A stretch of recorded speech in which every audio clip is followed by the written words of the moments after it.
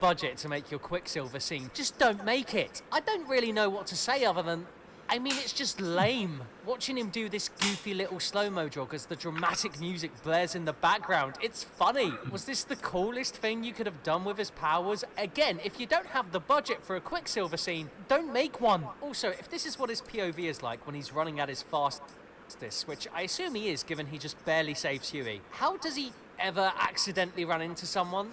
Well, you got me. By all accounts, it doesn't make sense. After this, Homelander chases after A-Train and is able to keep up with him. And to be fair, the show has established Homelander has super speed. It's just Homelander is only ever as powerful as the scene needs him to be. So in one scene, he can casually keep up with A-Train, and in another, he's struggling to catch Huey crawling in events despite his super speed, hearing, and X-ray vision. Case in point, we find out in the next Speedster scene that Homelander can casually be knocked unconscious by a D-lister superhero's bad breath. An interesting choice to make in a season that is supposed to be building up Homelander as an existential threat. This leads to a fight between Soldier Boy and Mr. Marathon, and I mean, it speaks for itself. I've unironically seen people praise Soldier Boy's battle IQ in this scene, and I don't want to call you stupid just because we disagree about a TV show, except that that's a lie, and yes, I do. You idiot. I've seen people defend this by saying that while Mr. Marathon has super speed, he doesn't have super reaction time. But, like, I don't have super reaction time either, and I have enough time to process that you should have stopped. Also, how would super speed with standard regular reaction time work? Wouldn't you just run into a wall and splatter? Try playing a video game with super speed and see how long it takes you to crash or run into a wall. He would not survive long if he didn't have enhanced reaction times. But even if we put all of that aside, how stupid is he? He falls for this not just once, not just twice, not just 3 times, but 4 times! 4 times! And then falls for a similar trap a 5th time! You think he'd eventually try not directly running at Soldier Boy, but no, he just keeps doing it. Every character in this show is so stupid, even the ones that are supposed to be smart, especially the ones that are supposed to be smart. Sister Sage is allegedly the smartest person in the world. The issue is a smart character is only as smart as their writer. Fortunately for hack writers, there's a very lazy way to write smart characters, and that's to have an event unfold in a way they couldn't have possibly accounted for, but then just have that character say, yeah, I predicted all this would happen.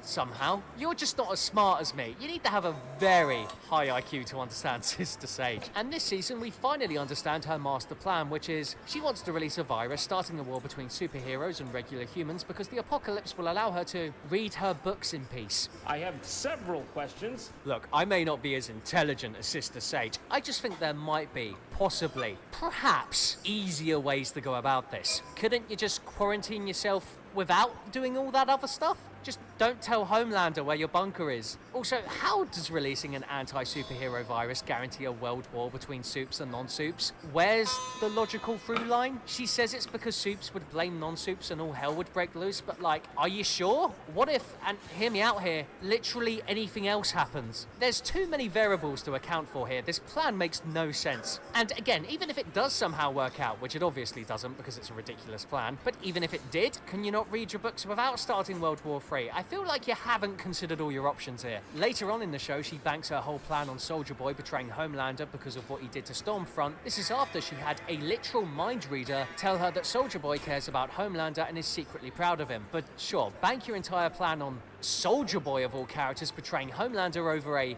woman. Soldier Boy. Do you know what he did to the last woman he was in love with? I don't understand. He wasn't supposed to. It's impossible. Are you for real? We've watched Soldier Boy flip-flop this entire season, and you were certain this couldn't have happened? Are you a genius or just a gambling addict? You may think betting my life savings on green was a bad idea, but what you don't understand is that using my quantum calculations, I figured out the exact nano-vibrations in these superpositional fluctuations, which means, according to photosynthesis, I know exactly where the ball is going to land. Oh. Fuck.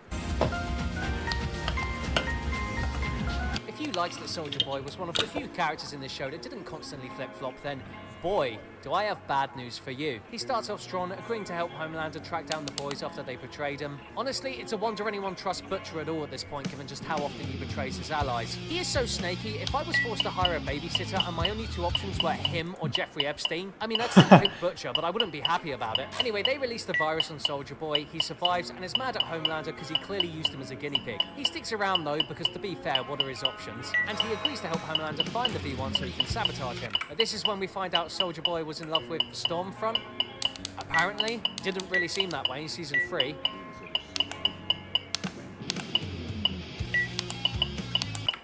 Also, why did they break up then? If Soldier Boy loved her and she was obsessed with being with the perfect specimen, which was enough for her to put up with Homelander, was she not equally obsessed with Soldier Boy? I mean, the show implies she was, so... What happened? Soldier Boy tries to kill Homelander and destroy the V1 because he hates him. When Homelander escapes from his cell, he spares Soldier Boy, and after this, Soldier Boy decides he no longer hates him and is going to help him find the V1, despite the fact he's weirded out by him and his god complex. He won't even take away Homelander's powers when he has a chance. Then when he goes with Homelander to find some V1, he sees a sex tape between Homelander and a crippled Stormfront, and this fills him with rage because he loved her, apparently. So they fight, but then like 20 minutes later, he gives him the V1 because it's what Stormfront would have wanted. But then in the next episode, he tries to abandon ship again because he's weirded out by him still, but also calls him son for the first time. This character is just all over the place, which is a shame because he was one of the few characters in the show that wasn't constantly flip-flopping, but oh well. There's a lot more I could talk about, but I'm not going to. Firstly, because it's all been said before. Virtually everyone knows this show is devoid of direction and filled to the brim with filler, and the characters are all wildly inconsistent. And secondly, and more honestly, I got bored and I don't want to. There's more comprehensive videos out there if you want them. I just wanted to laugh at some of the stuff in this season.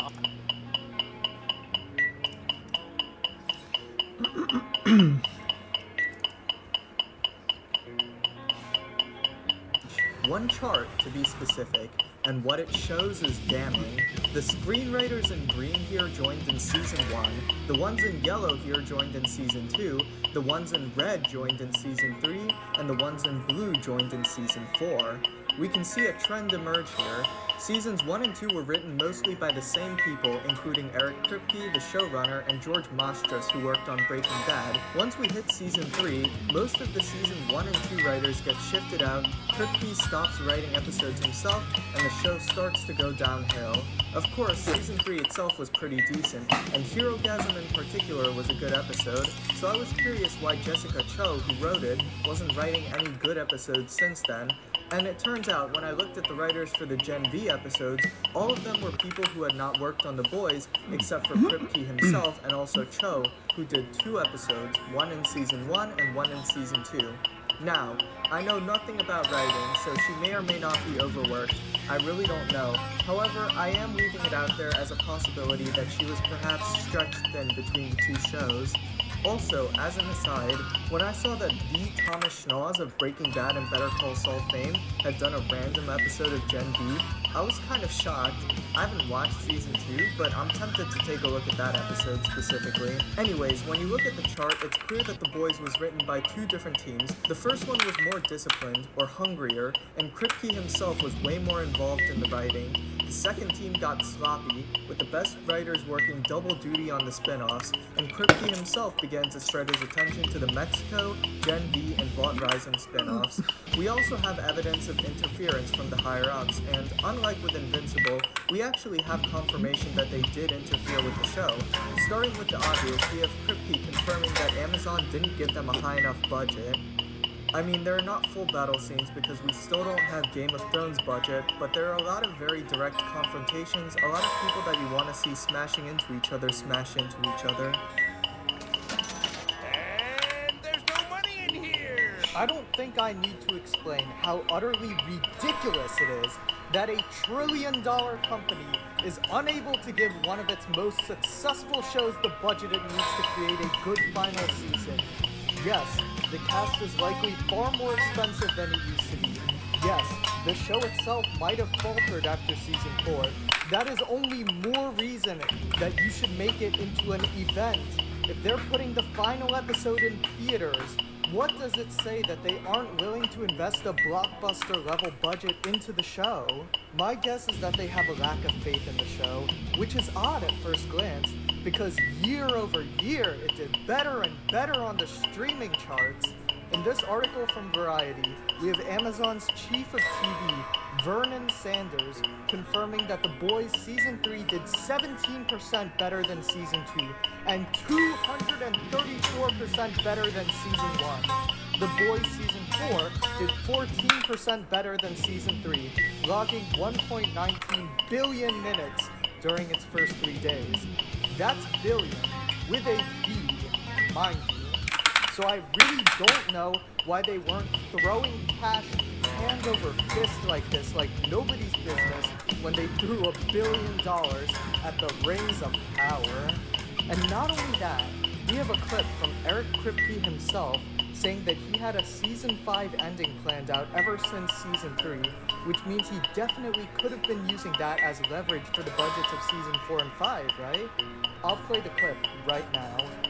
Eric, I want to know, how long have you known what you wanted the ending of this series to be? I would say it was right in the middle of writing Season 3 that we got a pretty good handle on how we wanted things to end. It's a tricky balance, right? You need to give the audience viscerally and cathartically what they want, but you have to do it in a way that they don't expect.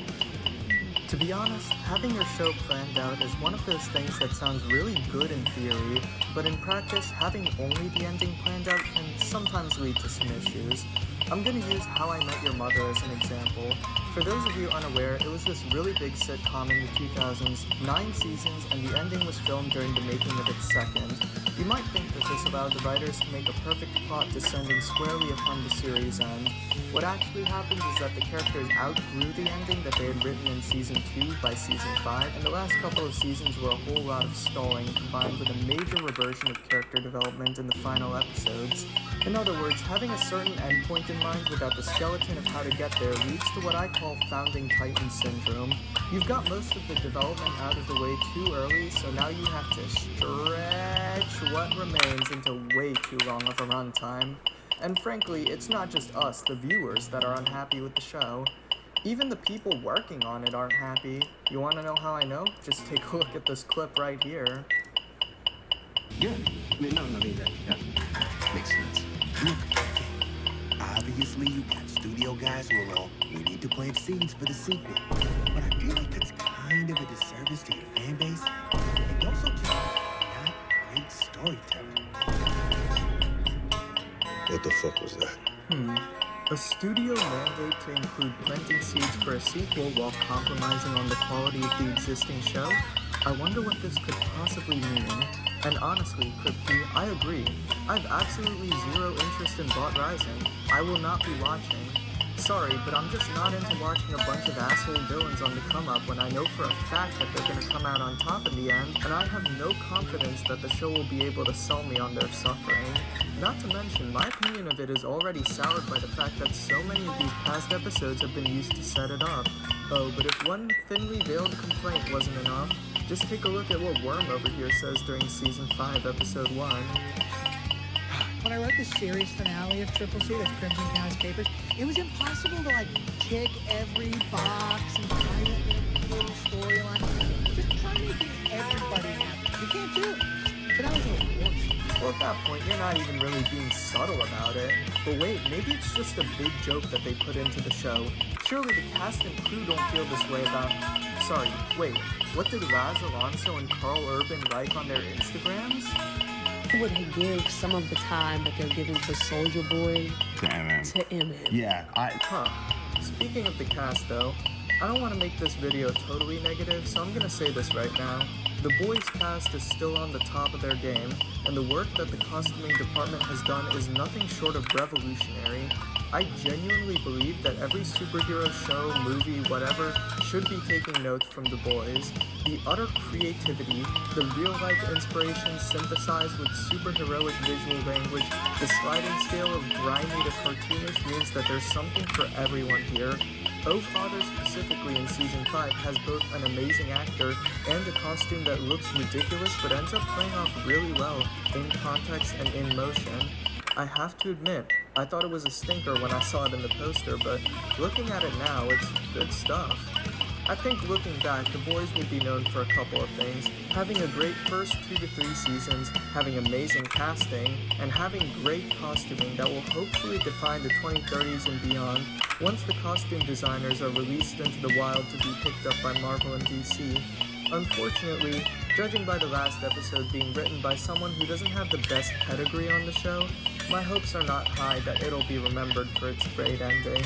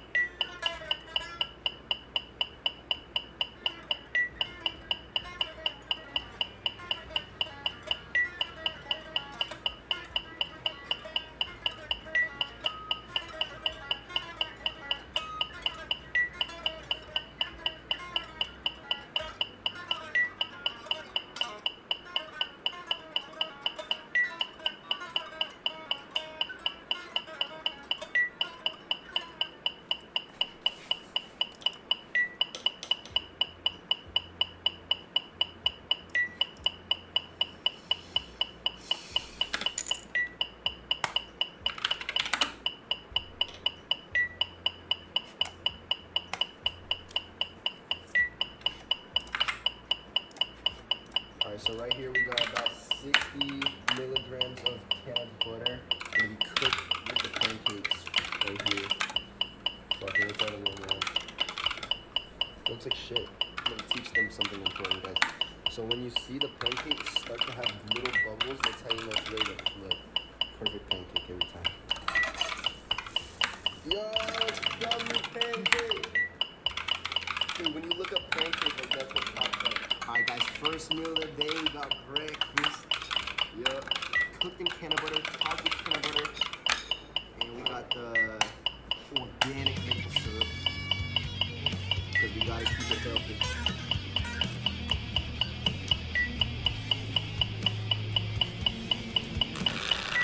That's insane. I might have to make all three. It kind of does like you ate.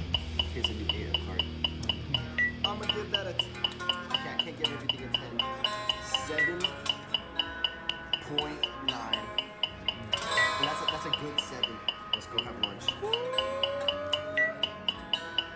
What we got for lunch? What we got for lunch? Okay. Guys, this is a very good lunch. 100 milligram cherry Coke. Alright, let's go see what this is about.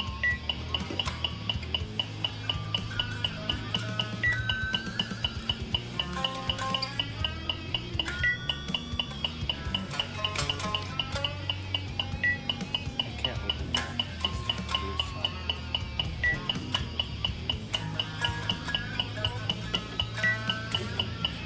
And here, we got a local pizza slice from this fucking pizza place we put infusing the butter into the crust.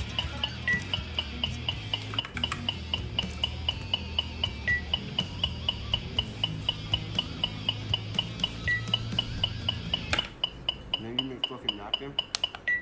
Wow. I know they didn't even give me a napkin. Guys, subscribe so I can afford paper towels. We've been out for weeks. Oh. Tastes like fucking pack. Not good. Hard to chew too. I need to wash it down.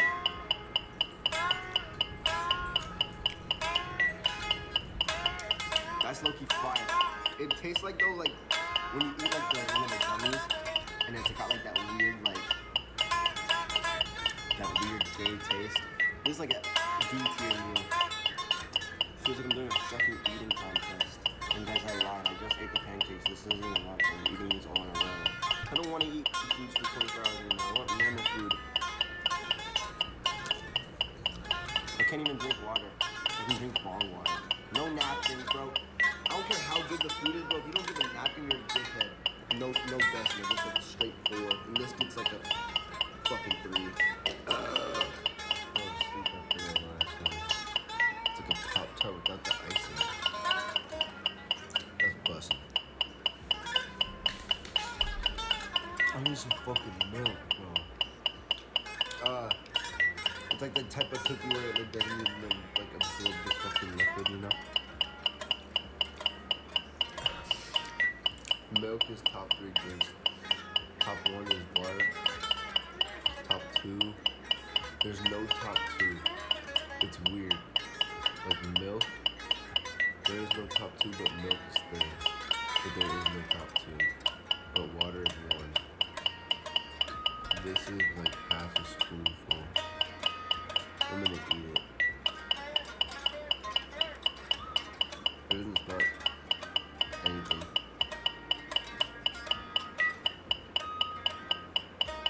No taste.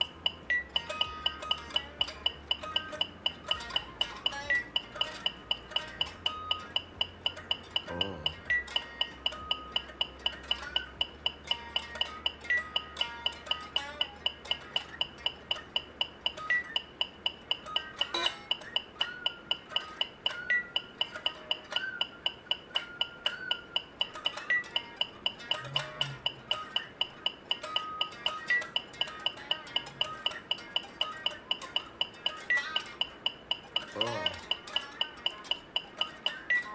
Ew.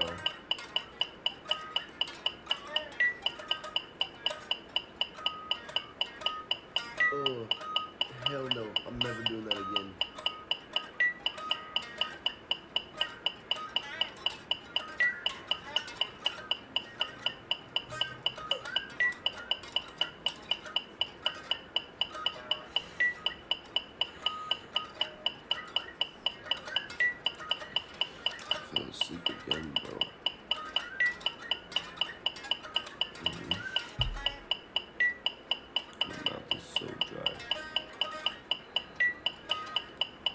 Alright, Joe. I feel bad that I fell asleep, so I just bought this seafood boil, and I'm gonna use all the rest of this butter right here. I'm gonna dip the crab legs in that shit. This place ain't giving me no fucking napkins. It's fucking costly to get out. I just DoorDashed the seafood boil at 9 a.m. Oh, fuck. I feel like I'm mukbanging. Insane. This might be the best thing I've ever eaten. But I don't like how you have to work for your food. And it's sharp. This shit's dangerous. One time I cut myself while eating crab legs when I was like 8 years old. Like, look at that shit. And then there's like that much food. Like, fuck you. I'm just gonna drink the fucking butter, bro. That was the fucking nastiest shit I've ever done.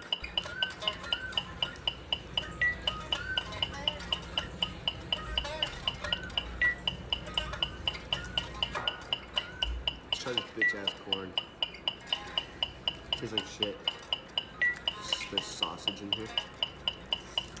Not for me. Potato. Everything's like fucking cold. $148. But since I have the gas pass, it was only $111.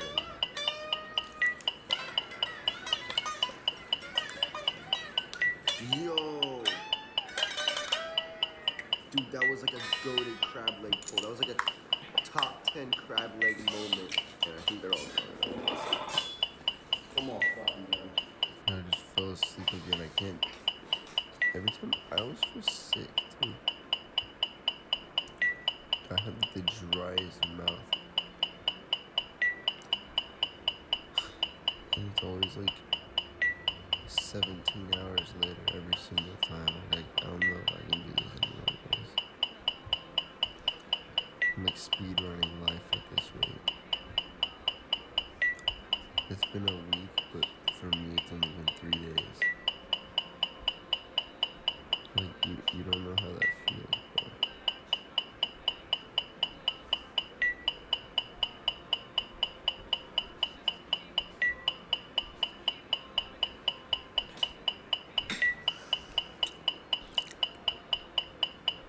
I gotta go.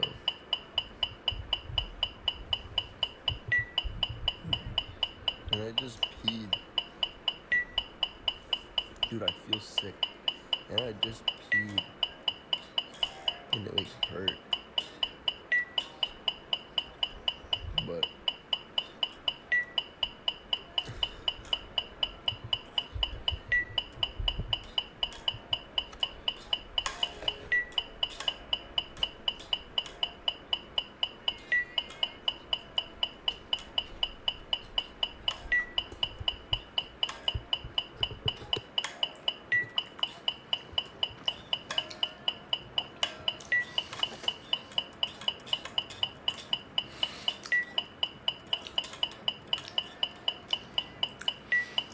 I'm getting that DoorDash clarity, bro.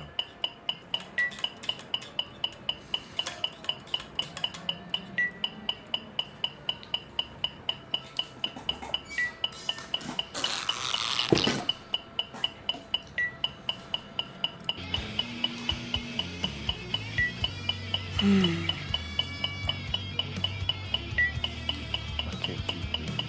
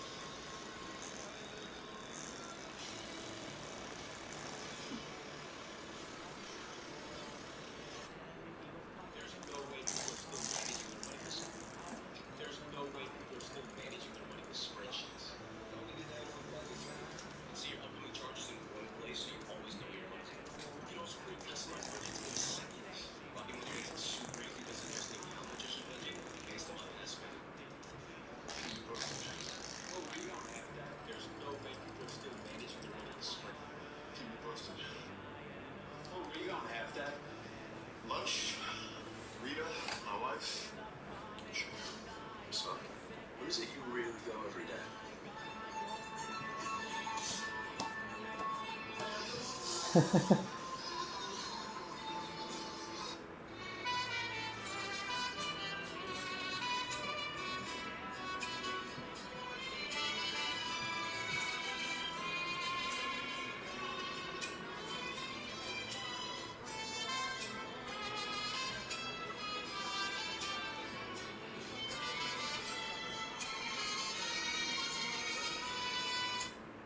you get $50,000 a month? You haven't told me anything. Wake up at 3 a.m. Okay. Go to sleep at 7 p.m. Got it. Now what do you do in between 3 a.m. and 7 p.m.? Hard work. Eat the spaghetti. Eat the meatballs. Eat the burger. Don't get distracted with candy and ice cream. Damn. How does that generate income? How do you make $50,000 a month? You haven't told me anything. Wake up at 3 a.m. Okay. Good. How do you make $50,000 a month? You haven't told me anything. Wake up at 3 a.m. Okay. Go to sleep at 7 p.m. Got it. Now what do you do in between 3 a.m. and 7 p.m.? Hard work. Eat the spaghetti. Eat the meatballs. Eat the burger. Don't get distracted with candy and ice cream. How does that generate income? How do you make $50,000 a month? You haven't told me anything. Wake up at 3 a.m. Okay. Go to sleep at 7 p.m. Got it. Now what do you do in go to sleep at 7 p.m.?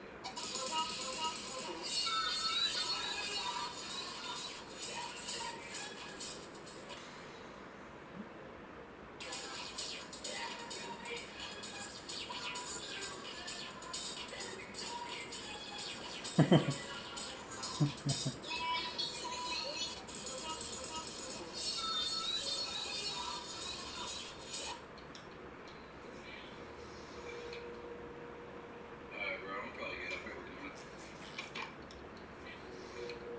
Alright, bro, I'm probably get up at work in the morning.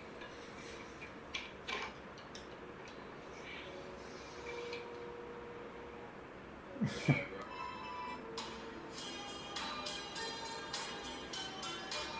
I was just checking to see if I went viral. No, okay. I was checking one more time.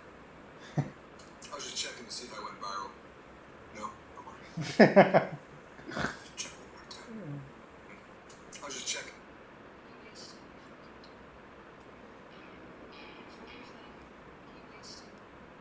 I was just checking to see if I went viral.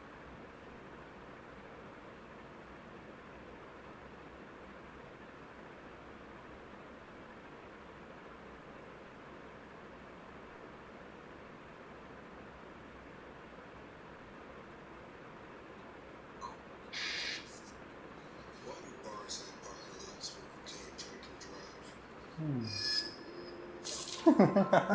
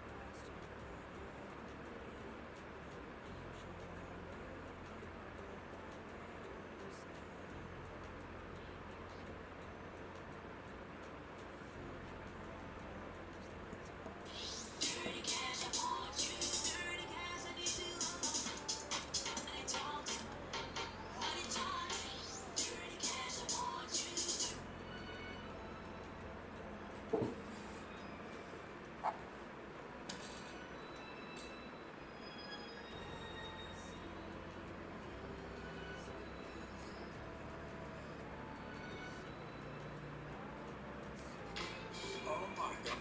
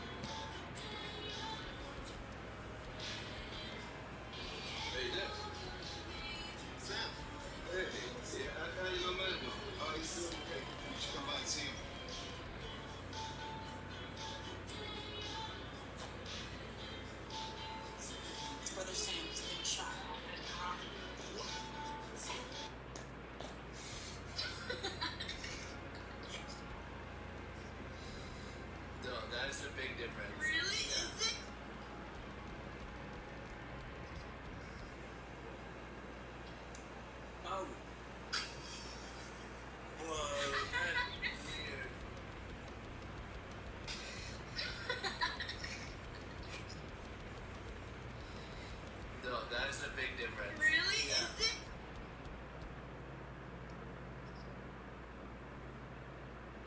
Sorry, no. Yeah, I just saw Frigo. No, I'm not coming down. Yeah, I'll meet you. Oh, yeah. Oh, yeah.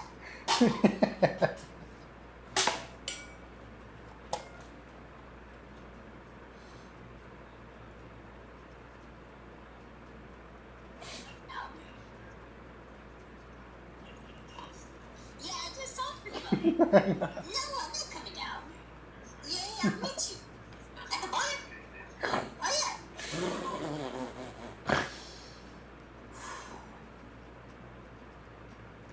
Fucking family.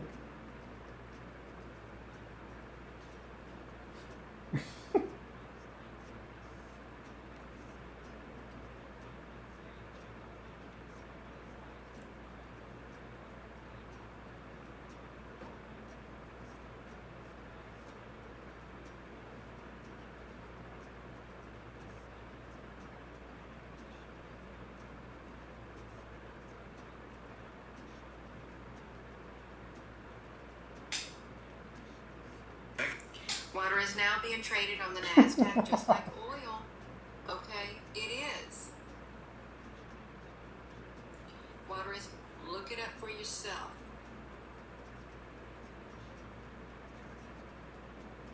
It's not going to be free anymore.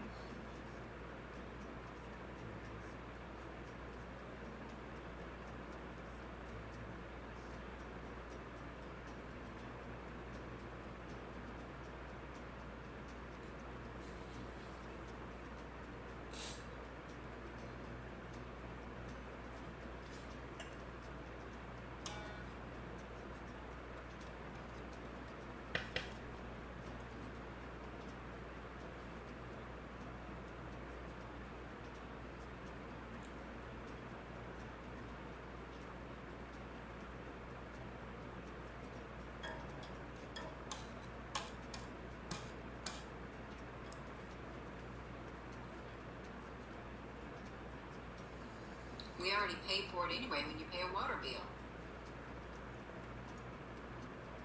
Water is now being traded on the NASDAQ just like oil. Okay, it is. Look it up for yourself.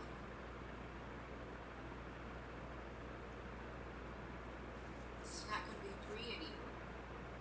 We already paid for it anyway when you pay a water bill. It's being traded on the Dow Jones too. That's the stock market. It's being traded on the Dow.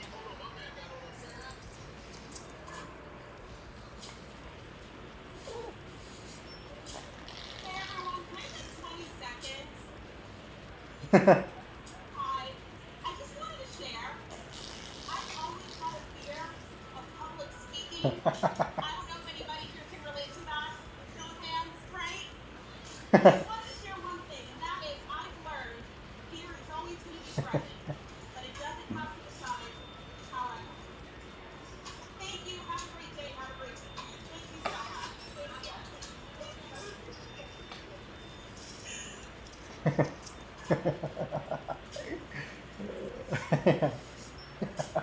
Hey everyone.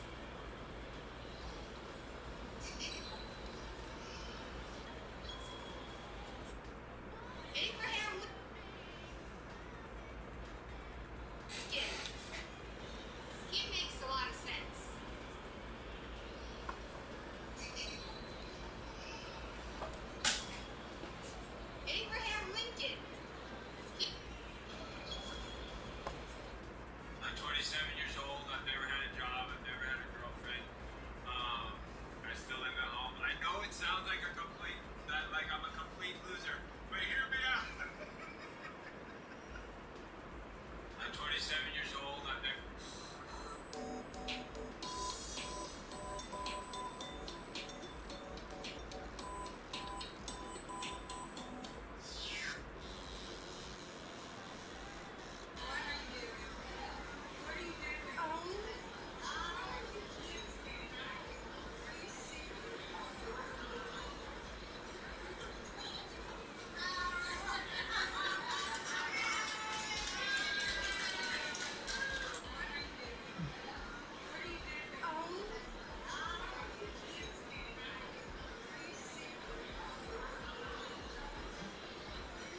PC. I'm a commissioner. Can I get a PC? I got no PC. What do you do about it? What do you do? PC? What? Yo, buy me one. The hell? No, send me cash, bro. Oh, hell. Bro, buy me one, gang. How about you get a good finals play? Make some yapple talk about that and then you buy PC. Come on, bro. Look how much content there is over here, man. How much content, man? You need to find some content. I can leave this phone. Appreciate you, X. Okay. I got you, bro. I got you. Thank you, bro. Get a good final play, bro. Ain't you a millionaire? Yeah, but so what, though? You lose some money to get to the Help win. me out. Yeah, but it's motivation for you to make some content. Come on, man. Yeah, I do make content. That's it, I'm man. a streamer, but Oh, too easy then. it is. Okay. I get you. Well, you got the formula. You got a phone. You got content. Like, Yeah. you gotta go capture it now. Exactly. Okay, thank you. Wait, doesn't the S&P 500 always go up? Doesn't the S&P 500 always go up?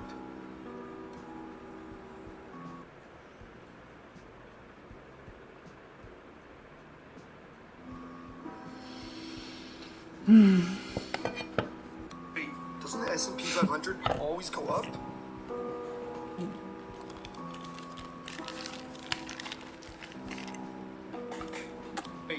the S&P 500 always go up?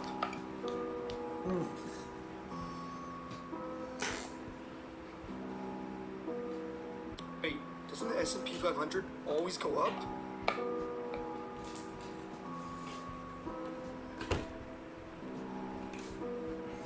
Wait, doesn't the S&P 500 always go up?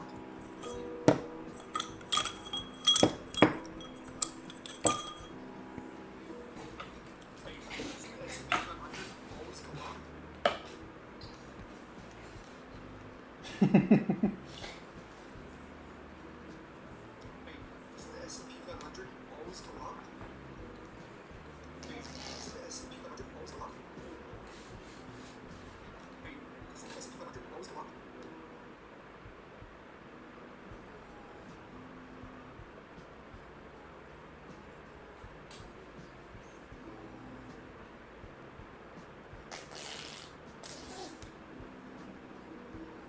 Wait, doesn't the S&P 500 always go up?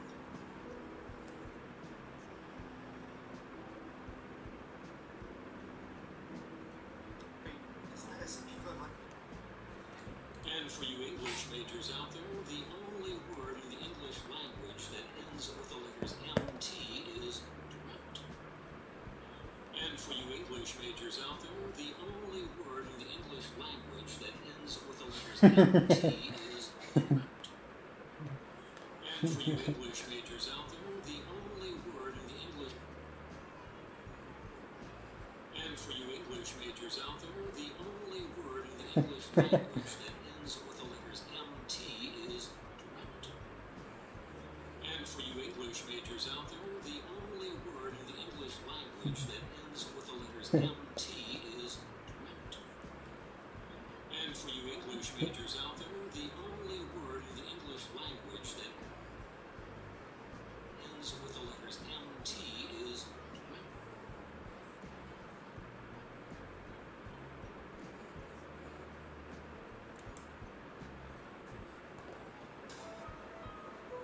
No, that just said, I'm a boring Canadian. I know I'll have her. You have to think that your right hand is Beethoven wondering if he least likes it. It's kind of like, does she like me? Maybe there's hope. Yes, she does. Oh, yes, she does. No, I could imagine us married with children. Just explore possibilities for what's the guy thinking? Those too sharp.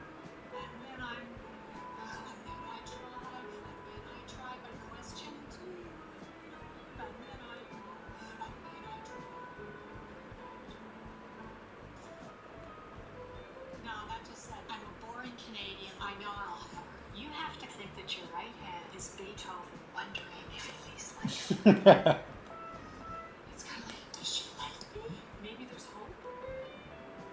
Yes, she does. So yes, she does. I could imagine us married with children. Just explore possibilities for what's the guy thinking? Those be sharp. And then I try. No, that.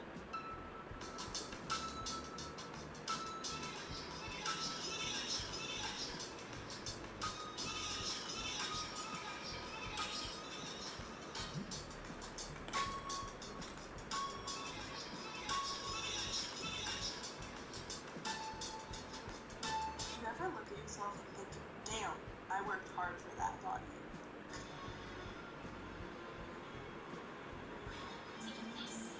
You can go next to him. It's okay. We're on a peaceful mission. You can slow, sir.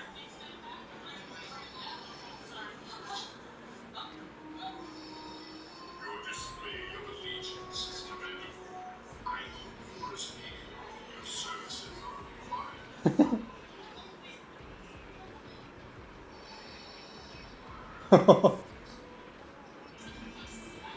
can go next to him. It's okay. We're on a peaceful mission. You can slow, sir.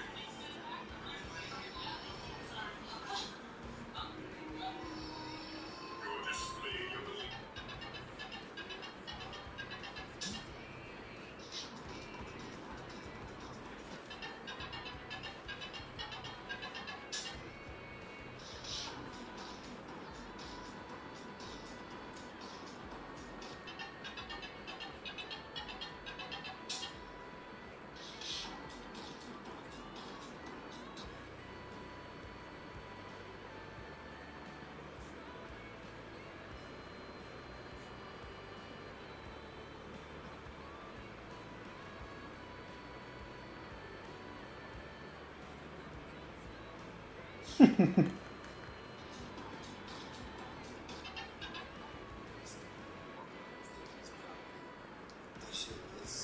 Maybe because people have leaky kinks and maybe get a girlfriend, it's not hard to get out there instead of spreading your jealousy online. That's if it's consensual. There's a difference if it's not consensual, so yeah.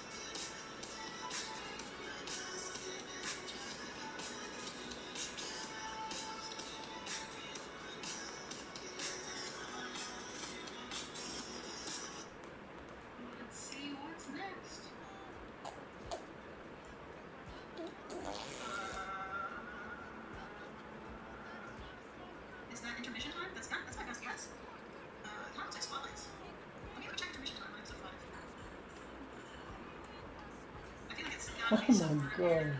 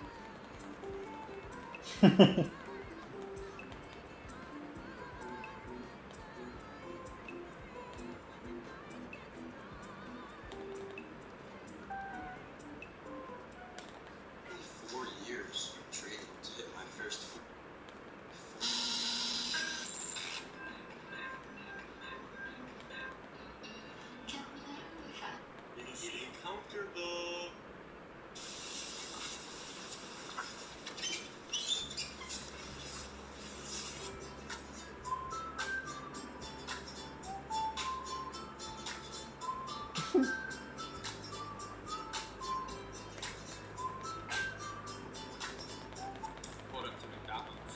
Guess what I see? No drugs, no alcohol, no trading. No trading. What? What? Pulled up to McDonald's. Guess what I see? No drugs, no alcohol, no trading.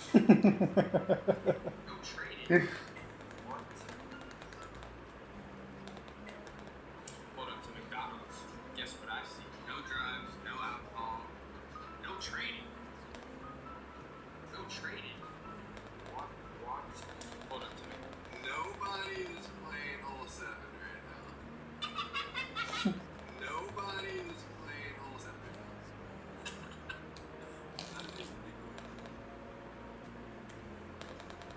now. I'm fucking hungry. Nobody is playing hole 7 right now.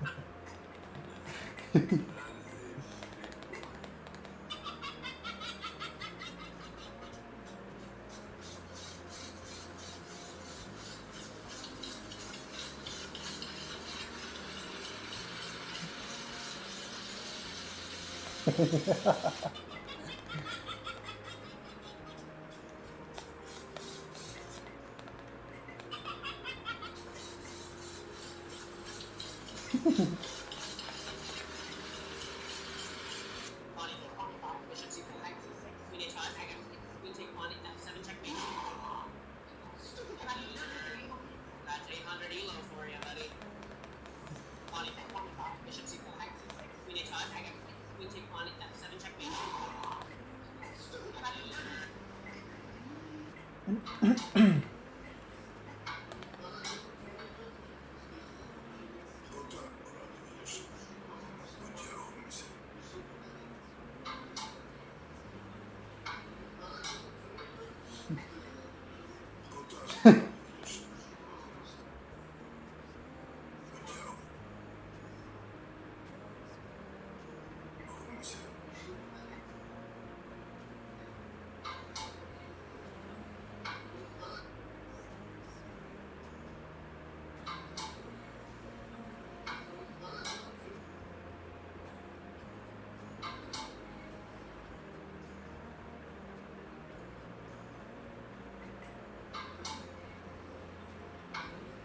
Decided to make one of the most sour candies possible. If you want to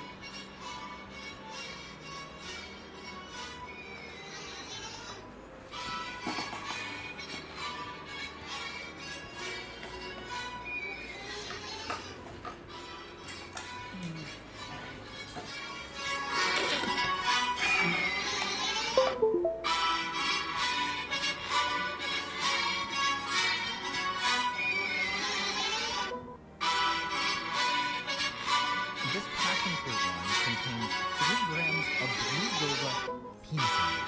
And look how beautiful it is. They usually put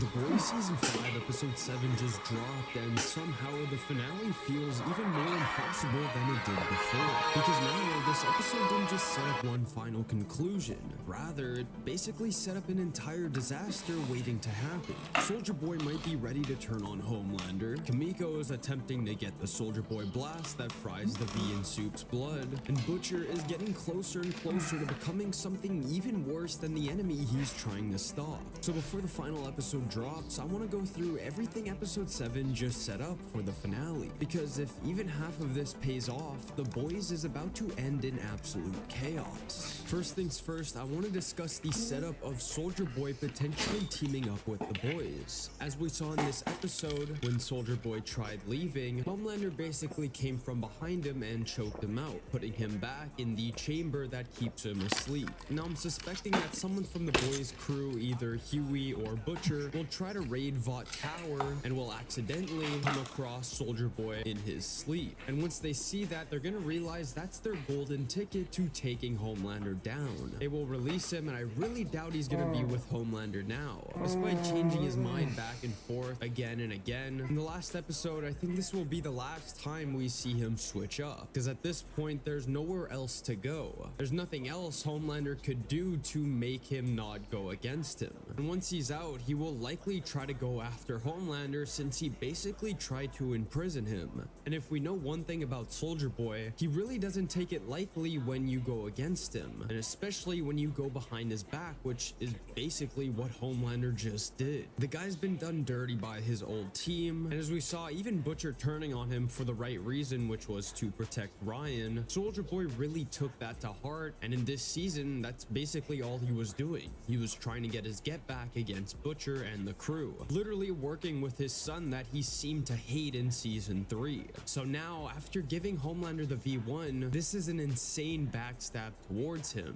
And I believe he's gonna be a key player in the final fight that goes down. And hell, he even could depower Homelander himself because of course of his chest blast. All he really needs to do is sort of come back to Homelander and be like, I'm sorry son, I want to stay. And then bang, they somehow pin him to the ground, this time in a more effective fashion than in season 3. And just like that, Soldier Boy activates his chest blast and he's depowered. And to be honest, I really highly doubt they're just gonna leave him in that sleep chamber because the series is ending after all. So either he's gonna help kill Homelander or he's gonna die trying to do so. And honestly, I think Homelander might be able to kill him at this point. For some odd reason, I thought Soldier Boy was as strong as Homelander or even a little stronger. But the dude literally got choked out like it was nothing. You're meaning to tell me that he can't even break out of it one bit? I don't know, maybe Homelander got stronger off the V1 or it's some insane plot detail I'm missing, but to me that just didn't make much sense. But anyways, I digress. Before we continue, if you enjoy these videos, please consider hitting that subscribe button to try and help me get to 20k. Now the next thing I want to talk about that was heavily implied in this episode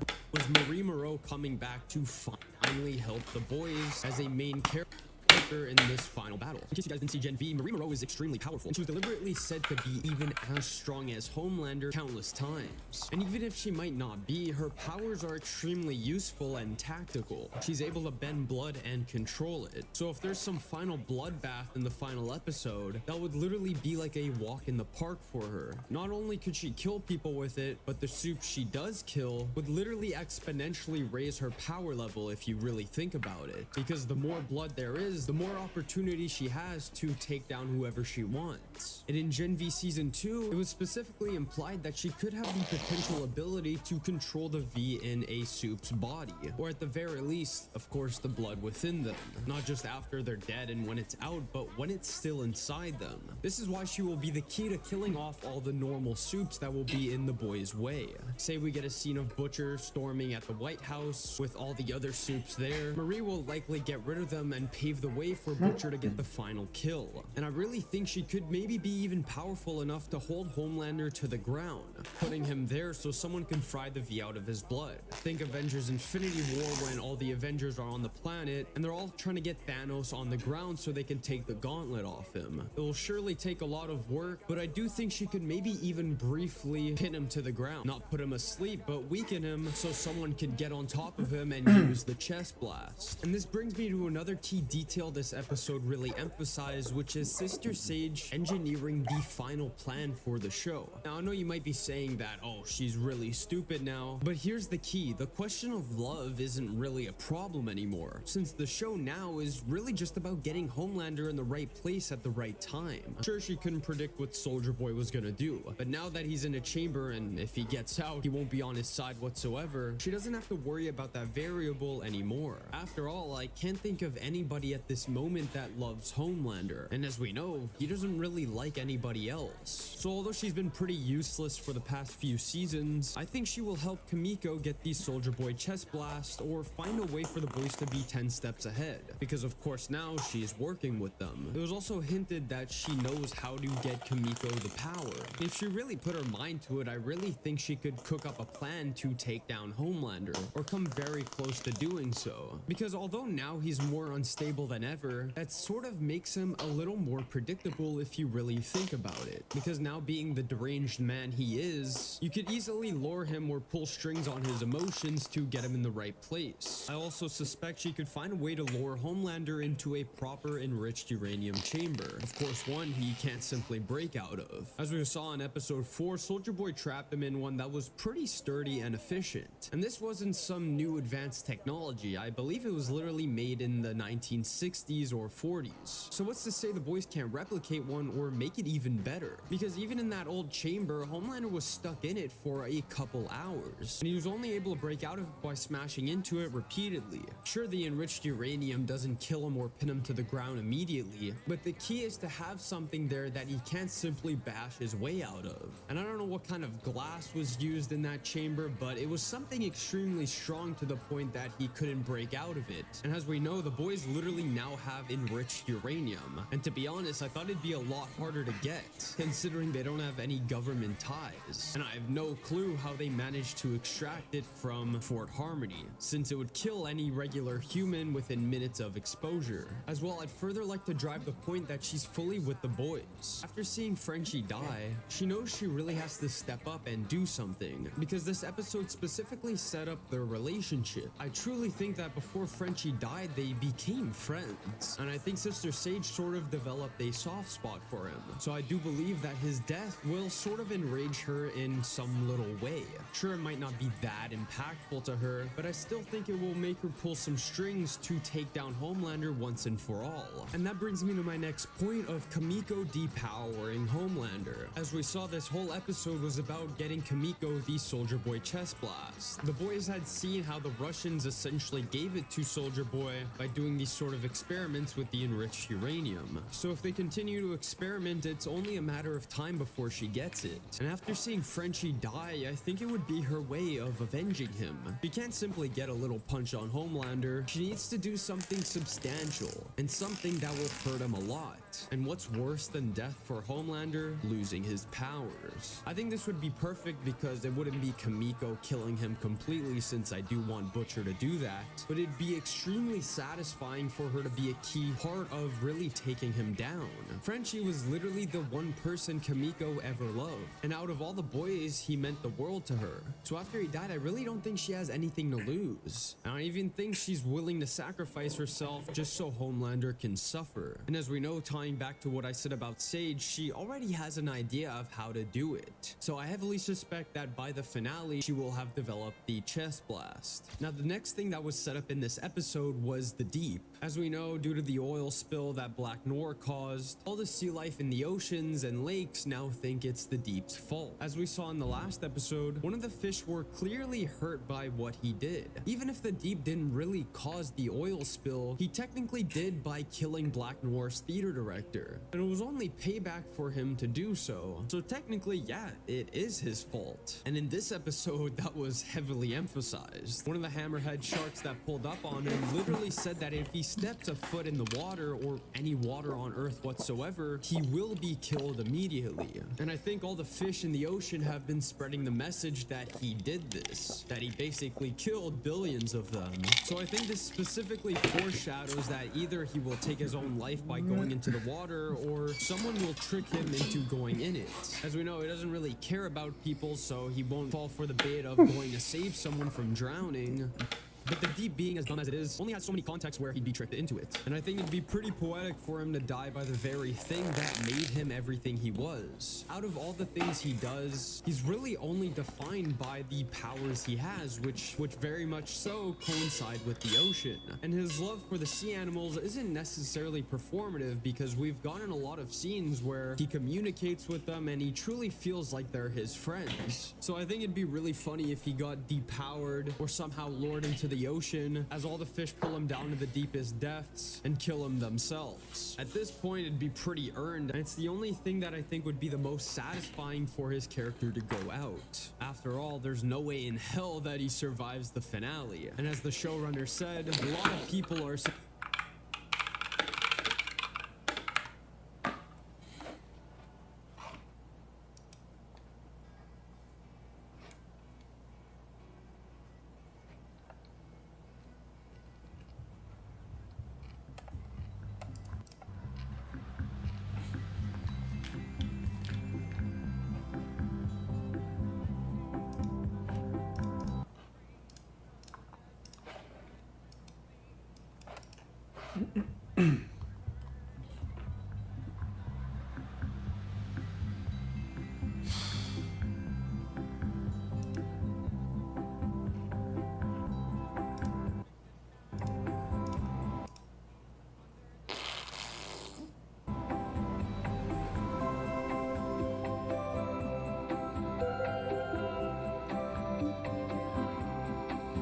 dreams, fantasies, ideas. Where do they go when life brings you tumbling back to the now? One by one, they drift away to the cosmic imagisphere. From the atomic to the galactic, They dance and they whirl, unfettered by worry and concern. The heavenly ballet of the wonder plane.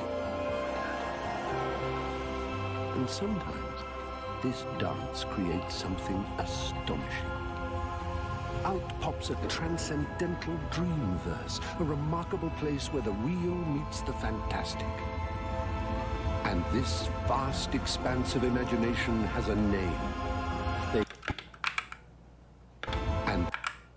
A remarkable place where the real meets the fantastic. And this vast expanse of imagination has a name. They call it Little Big Planet.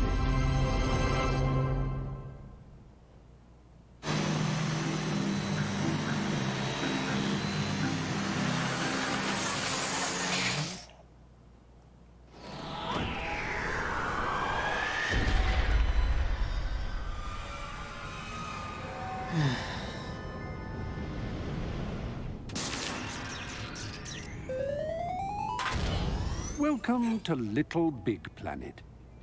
You are that little sack person, right there. Oh, how cute. You can move around with the left stick. Push it just a little bit for slow, tiptoe creeping, and all the way for a madcap dash to the finish line. Stay out of trouble by using the big J, a jump. Tap the action button for a precise, dainty hop, or hold it down for a dirty great big leap. You're a nimble little thing, aren't you? Go on, off you trot.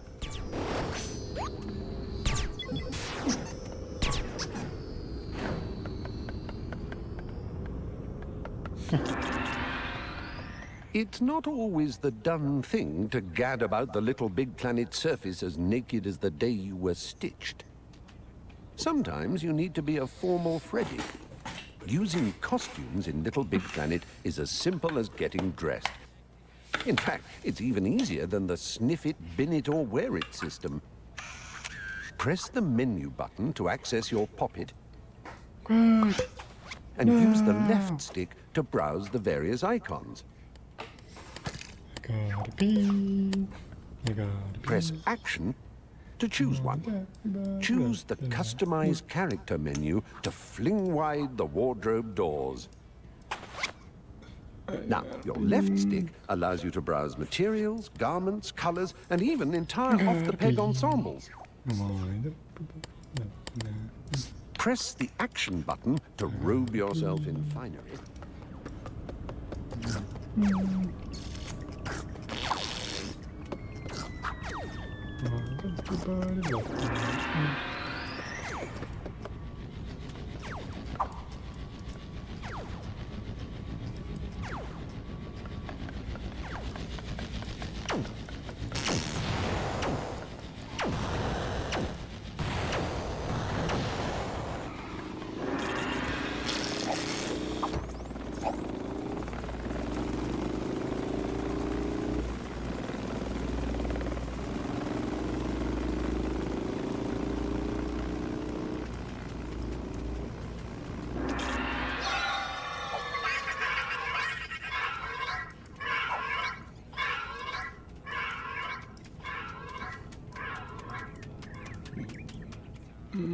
Always remember to utilize your thespianic melodramaticon visuale.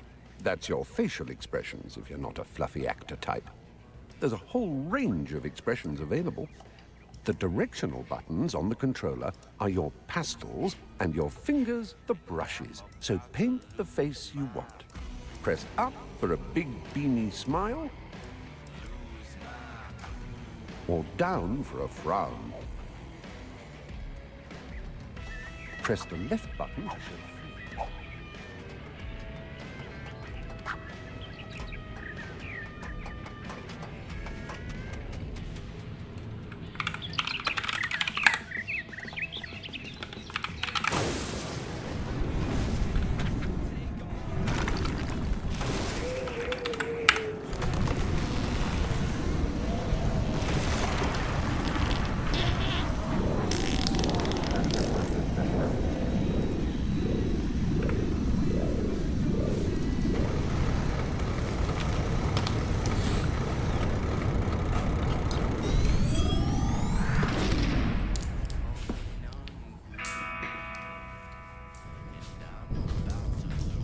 In a world where imagination is king, an ancient evil stirs to threaten the very survival of the cosmos.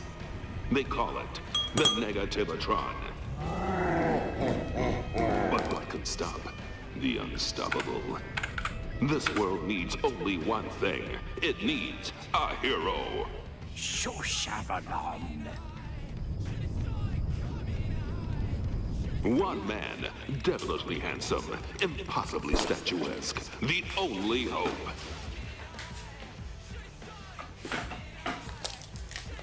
Stop it!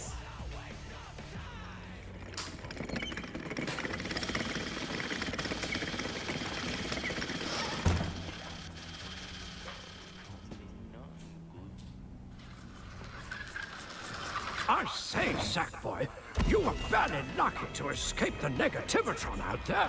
Yeah, lucky I was on the lookout, that is. How'd you get? My name is... I am Avalon Centrifuge. Indeed you are, old man. And my name is...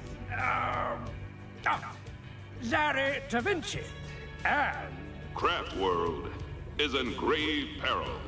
Together we, the Alliance, shall defeat the Negativatron. Avalon, please! You never let me do that bit. Well, I'm the best at it. Hey, Slick! Da Vinci's gonna put you through your paces to see if you're worthy of the Alliance. We shall not be defeated. Hey, see you soon, Ace. I'm out of here. Hurry back.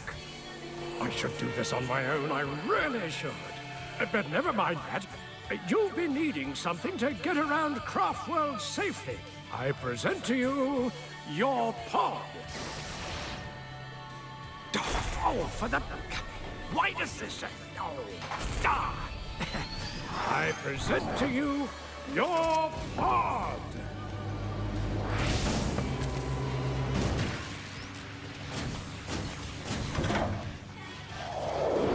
Off you trot.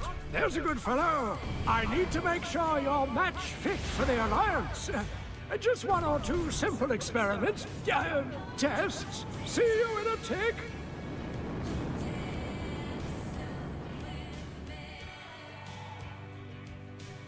So, this is your pod. It's really rather an invaluable piece of kit. You use your pod to choose games, find friends, and host social gatherings, all without worrying about clearing up afterwards. Notice at the front and center, there's a controller. That, Miss Sackchum, is your pod computer. Just stand in front of it, tap the menu button, and let the adventure begin. The pod computer, your gateway to all the wonders and fantastics Little Big Planet has to offer. There's plenty to do already, and more will be revealed in time, so stick about a while.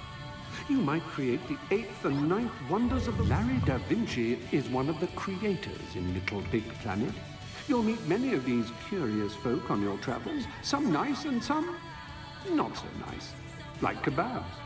But Larry needs your help, so off you go, press the action button to start exploring Da Vinci's hideout. This is a Little Big Planet badge. It's used to indicate the special somewhere a creator has made. Think of it like a handy map marker. Tap the action button to jump in and explore, or press the menu button for more information.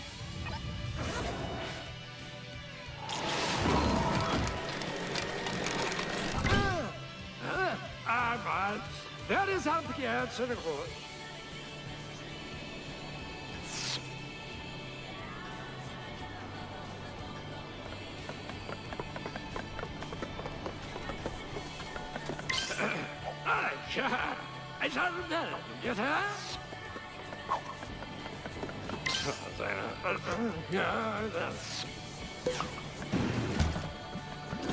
That is how the answer to go.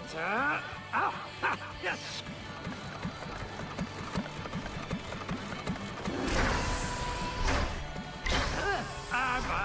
That is how the answer to go.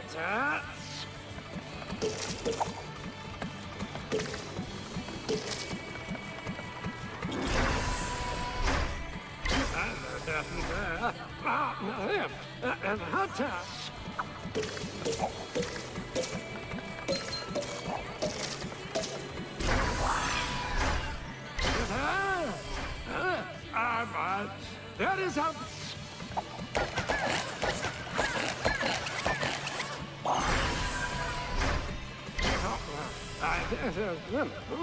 Now, again,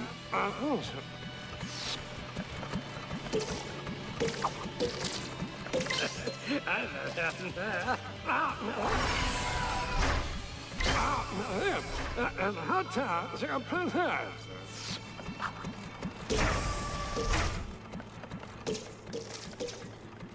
I got stuck in a hat once, you know. And sometimes you'll get stuck in Little Big Planet. But all is not lost, so don't get all angry and stomp around like a big huffy Henry. It's not the carpet's fault. And it's probably not yours either. Just use the menu button to...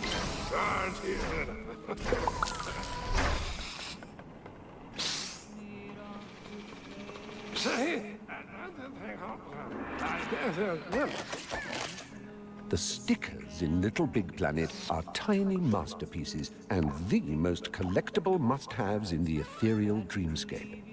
Press the menu button to open your poppet and select Stickers and Decorations with the Action button. Gaze in wonderment at this display. It makes the Sistine Chapel look like something you'd stick on a fridge with a...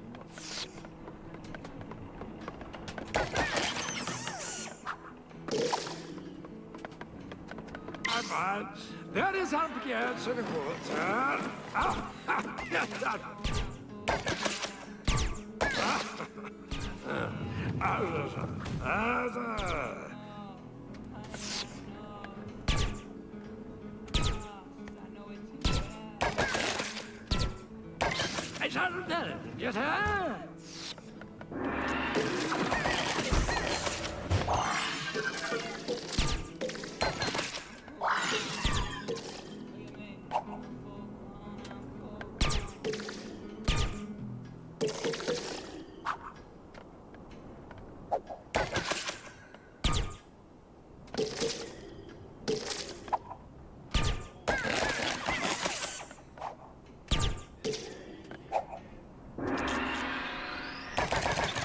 If you're one of those techno-Trevors who knows absolutely everything about computers, then this is gonna knock the novelty socks right off your ankles. Get this. You can take photos of anything with your PlayStation Eye camera and place them right into Little Big Planet. I know, I'm shaking too. Open your poppet with the menu button and go to the PlayStation Eye page inside Stickers and Decorations. Find a frame that really goes with your vision.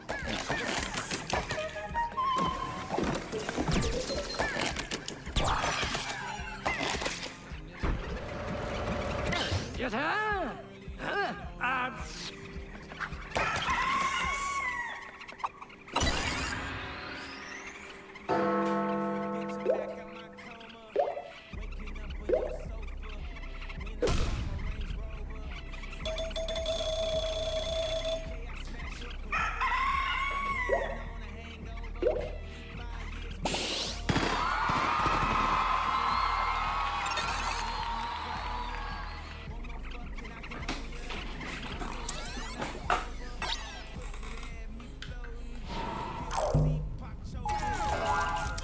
What a superb performance.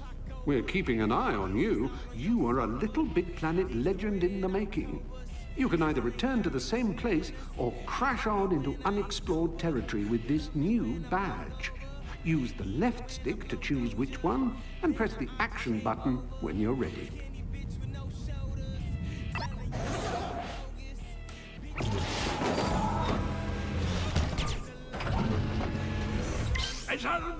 Get her!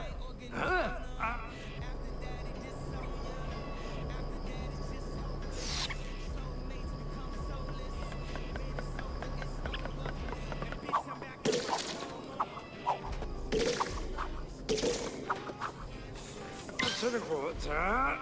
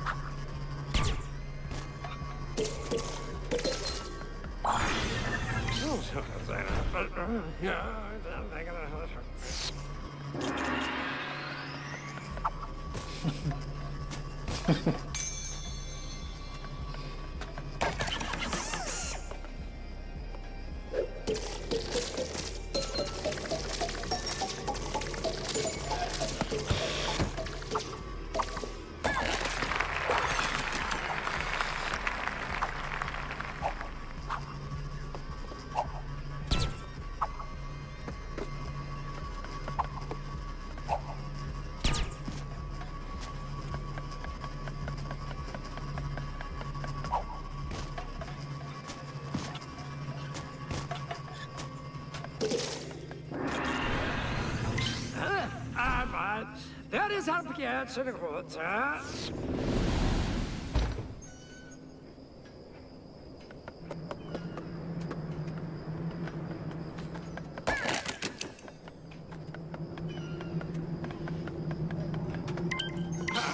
Jag sa inte, jag sa.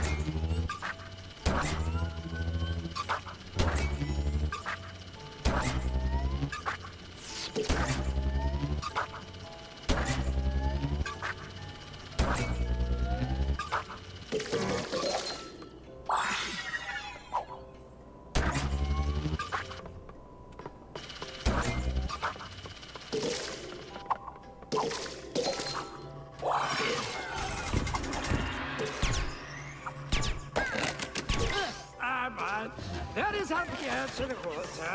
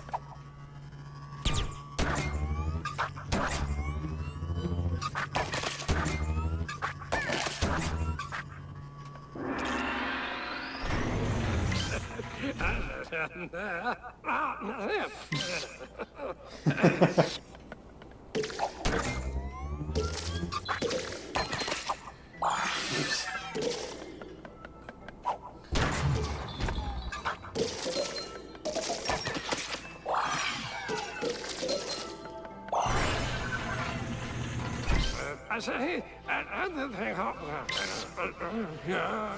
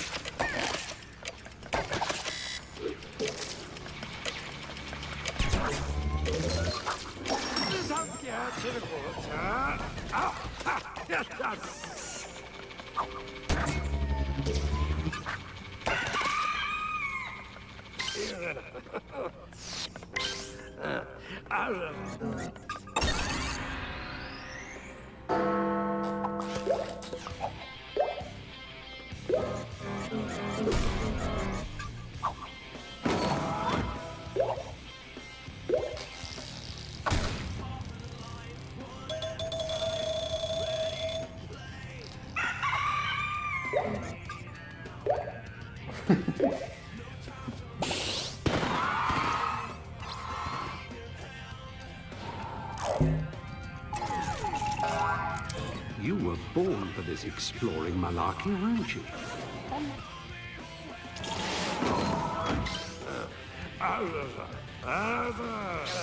Let's go.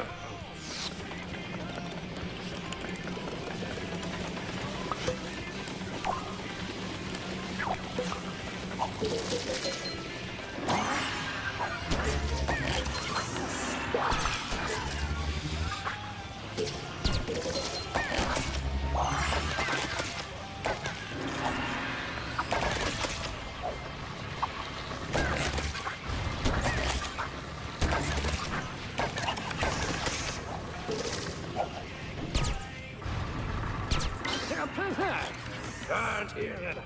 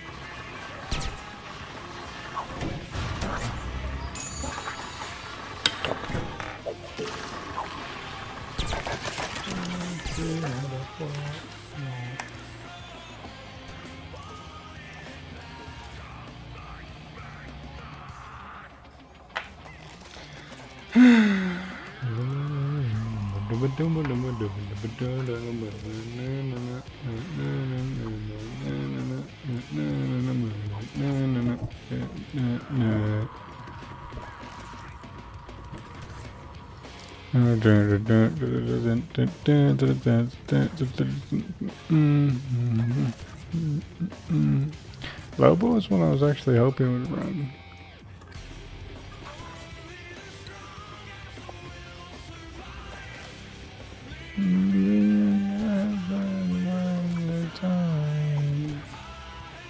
Yeah, I see it.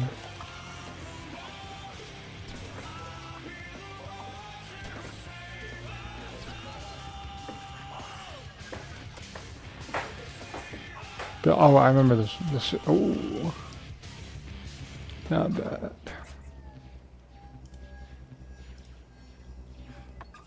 I need to refresh these all.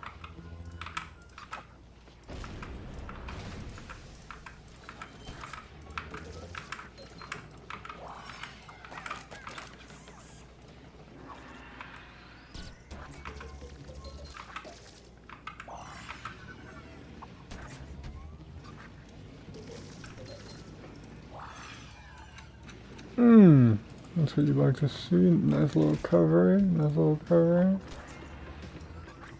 Oh, wait. What do I have?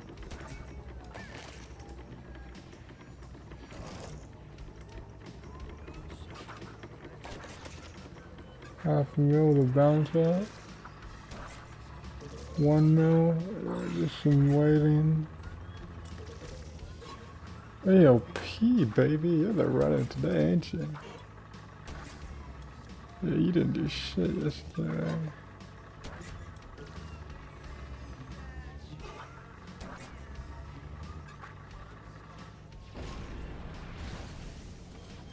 Two to 5. Okay, it's gonna run during market though. Right, if this can flatline, they say, hey man, nice shot.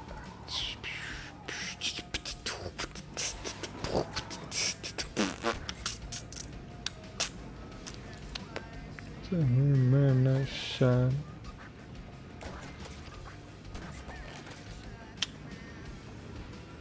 Yeah, I'm gonna hold on to Quincy.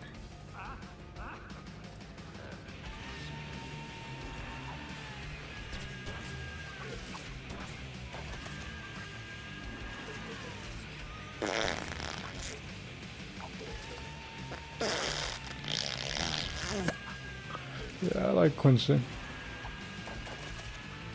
I'll play some Valorant.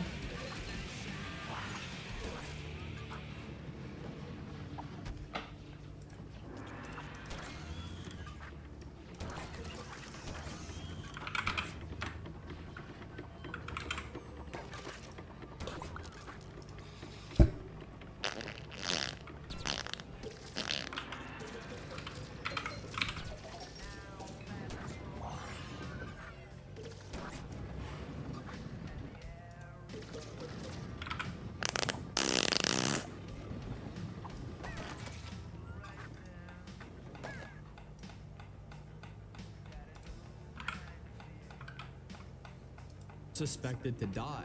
With the only two main character deaths being A-Train and now Frenchie, I think it's safe to say we're gonna get more than 5 really huge deaths in this episode, because at this point there's nowhere else to go.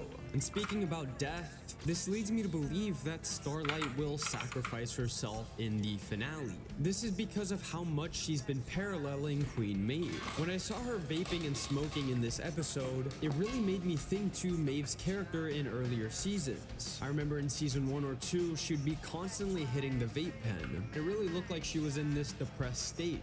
As well, in the last episode, we got this little conversation between Huey and Annie, where they discussed where they'd go after all this was over. I think this is a classic thing to do when a character dies to make it even sadder, because it's hinting at what could have been. As we know, Maeve sacrificed herself, getting her powers taken away to save everybody in Vought Tower in season 3, and she came very close to dying by doing so. So say Huey's life is being threatened by Homelander, I think she'd step in front of him just to save him. Because as we've seen throughout the entire series, Starlight looks up to Maeve immensely, so I heavily think she could follow in her footsteps. Out of every member of the 7, she recognized that Queen Maeve was the realest one, and she still had some good in her after everything that she's been through. So at the very least, I think she will lose her powers. But for some reason, I could very easily see a scene where Huey visits her grave in the ending. And I think it'd be a really good emotional payoff for her character, because for the last few seasons, she's been pretty useless. So by sacrificing herself, I think it would make up for all of those missed opportunities. And finally, the most disturbing setup I caught in this episode was Butcher becoming the final villain. With Joe Kessler coming back, which was incredible in my opinion since I love the actor and the character itself, he basically showed us the true darkness Butcher has. If you didn't already know by season 4, as we know, Kessler basically tells this true story of Butcher willingly having hundreds of his men killed just to get the one target they were assigned to kill. Now, if that isn't foreshadowing for what he will do for the boys, then I don't know what is. You could perfectly replace aspects of the story with what's currently happening, and it would honestly make total sense. Instead of the target being some random person, imagine it to be Homelander, and imagine his men to be the group of the boys. Thus, I think it's being foreshadowed that he'd be willing for some of his friends to die just so he can kill Homelander once and for all. And this has been something hinted since the season 4 finale when he got powers. And when he kills Kessler in this episode, it's very clear that he's different than who he used to be. Don't get me wrong, I found it extremely comedic and funny how he kills him and he says that he enjoys every aspect of it. But another part of me thought that, damn, this dude's really dark. Almost to the point that he really doesn't care about killing whatsoever. Almost like he's some sort of serial killer. And you could even see it on Gibby's face for a brief moment, how terrified he was of Butcher, especially after hearing that story and seeing him kill Joe Kessler in such a brutal fashion. And once again, after seeing Frenchie, one of his closest friends, die, he will be more enraged than ever before. I think killing anybody he has to. Innocent, guilty, I don't think it really matters to him anymore. Just so he can get Homelander, the one person who has destroyed everything he loves. Anyways, those are all the things I caught in this episode, and all the setups that I think are leading to this insane finale. If I missed anything, of course, let me know in the comments down below, and follow me on Kick for upcoming streams that you don't want to miss. As always, be sure to join the Discord. Thank you all so much for watching, and I'll see you all next time.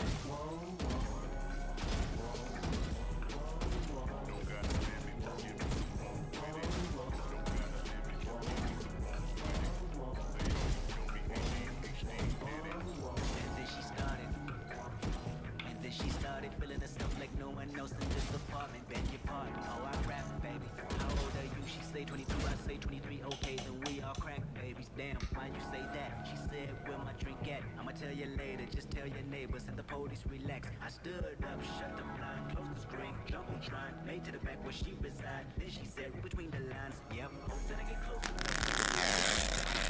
She just might open up when a new foe start to drown. Everybody and I know the both of us really deep in the mood now. It's nothing we can do now. Somebody walk in with a pound. Up that Bay Area kush. She looked at me, had it, then she grabbed it, then she said, get it understood. You know why we crack babies, because we born in the 80s, that ADHD crazy. Hey, doobie to the face, fuck God. 12 bottles in the case, nigga, fuck God. 2 pills in the halfway, nigga, fuck God. Got a high tolerance when your age don't exist, like whoa, whoa, whoa,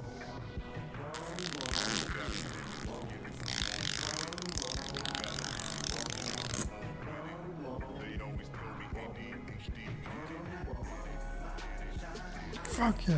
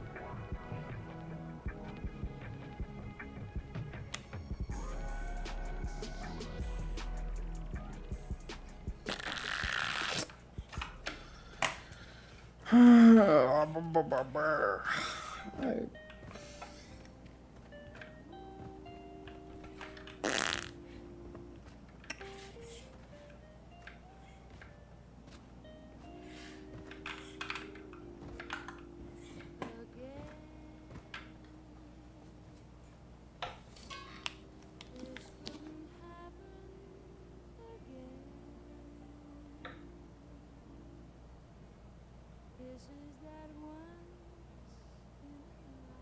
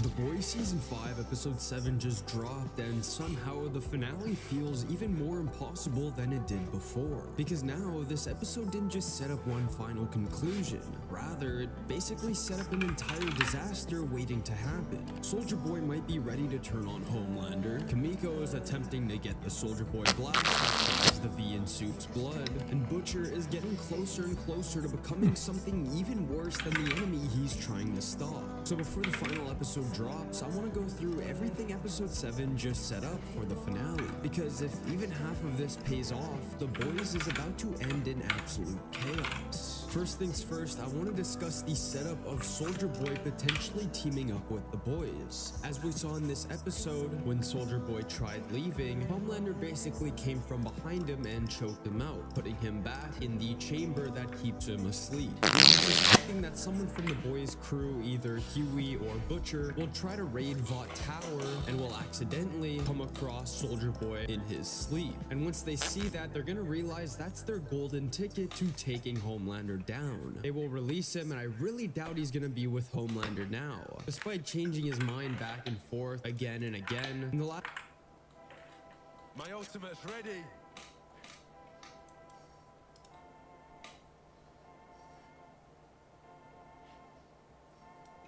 This is the reason the boys fell off in one image, one chart to be specific, and what it shows is damning. The screenwriters in green here joined in season 1.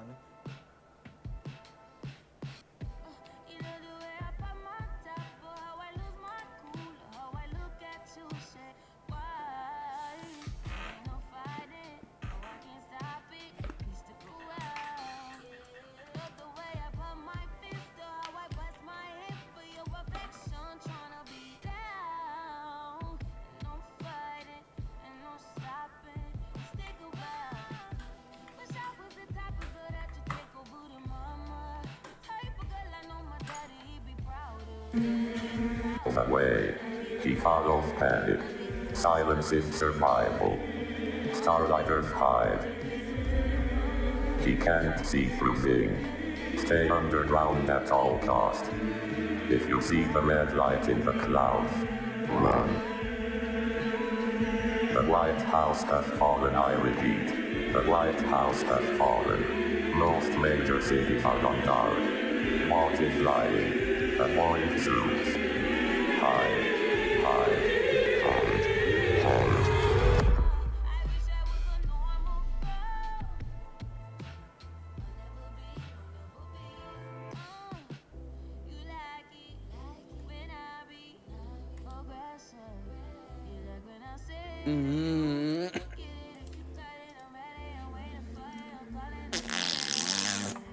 If you are hearing this, do not look at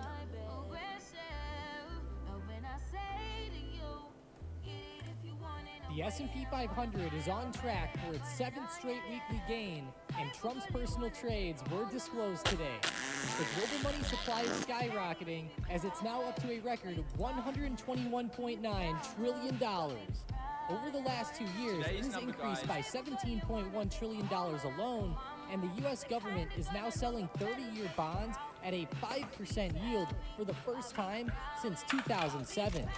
Today we cover why stocks are rising, what to know, and where the action is right now. The S&P 500 just crossed $7,500 for the first time ever, posting new all-time highs yet again. Mike will not be with us today, but we have a lot to cover, so let's get right to it. The S&P 500 is set to post its 7th straight weekly gain, nearing a gain of $11 trillion in market cap over this period. Throughout these 7 weeks, we've witnessed an 18.99% explosion, and who knows, we might hit 20% by the end of this week. And what really fueled this? It was yet again NVIDIA. I'm sure the bulls are thanking Jensen Huang today. It was the clear leader in the market, and it's up 43.99% from its March low. NVIDIA is also the most valuable company in the world by far, outpacing other tech giants and even Saudi Aramco. And as we look at it, it is the heaviest weighted stock in the S&P 500 by far, outpacing Apple in second place at 6.44%, coming in with an 8.38% weighting as of today. But it's really moving because the US also has reportedly approved around 10 Chinese companies to purchase NVIDIA H200 chips, according to sources who spoke anonymously due to the sensitivity of the matter, Reuters reported. China accounted for roughly 25% of NVIDIA's revenue before the export restrictions were put in place, so reopening that market, even partially, is a massive catalyst for NVIDIA. The stock went parabolic on the news, and honestly, you can probably tell why. As we look at the stock, Nvidia closed up 4.39% today and had a massive gap up early this morning. And when it gapped up, it ended up hitting a really good support around 229. At open, that held in a beautiful way, and Nvidia just continued to pump all throughout the trading day today. It did post a double top though, right around 236.50, so keep that level close on the radar tomorrow for a potential breakout. But shifting back to the market right now, money supply is going insane and the markets are being pumped right now. Global money supply just hit a record $121.9 trillion. Over the past 2 years alone, it's soared $17.1 trillion, or up 16%. Since the 2022 low, we're talking about a $27 trillion increase, and that's a 28% jump. Money supply growth is not slowing down, it's actually accelerating right now. You know, when you see money supply growing at 7 to 8% a year globally, that's a lot of liquidity looking for a home.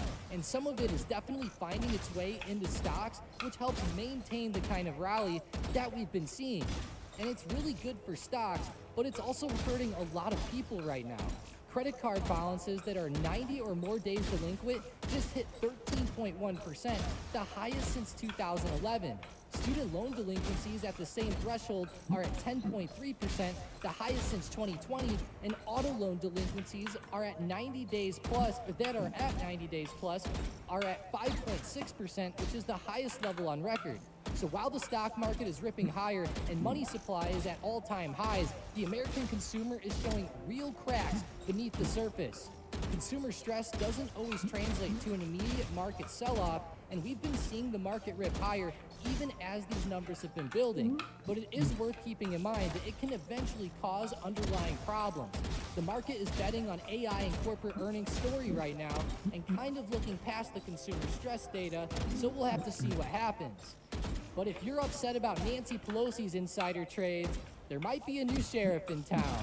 Trump's personal trade disclosures were disclosed today as Trump just filed a 113-page form covering 3,642 transactions between January 1st and March 31st of this year. The names getting most of the attention, of course, are Nvidia, Microsoft, Broadcom, Amazon, Apple, Palantir, Dell, and Intel, with individual purchases in the top names ranging from $1 million to $5 million in disclosed value.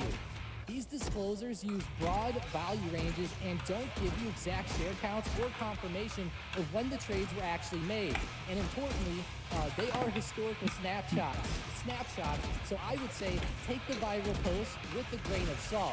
But it isn't all sunshine and rainbows, because when he purchased at least $1 million in Nvidia shares, he also purchased at least $1 million of Boeing shares, which got smacked today. And speaking of Boeing, there was actually some news with China and Boeing today.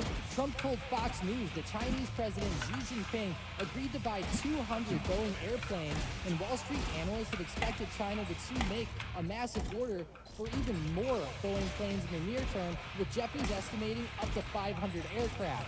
Although Boeing stock did fall down today, and there was some lawsuit news hitting the company. But getting into the meat and potatoes between the U.S. and China, the White House said the two sides discussed ways to enhance economic cooperation, including expanding market access for American businesses into China and increasing Chinese investment. Xi also told the American CEOs traveling with Trump that the door to business in China will, quote, open wider, and that's a pretty significant signal for a lot of big tech and consumer names.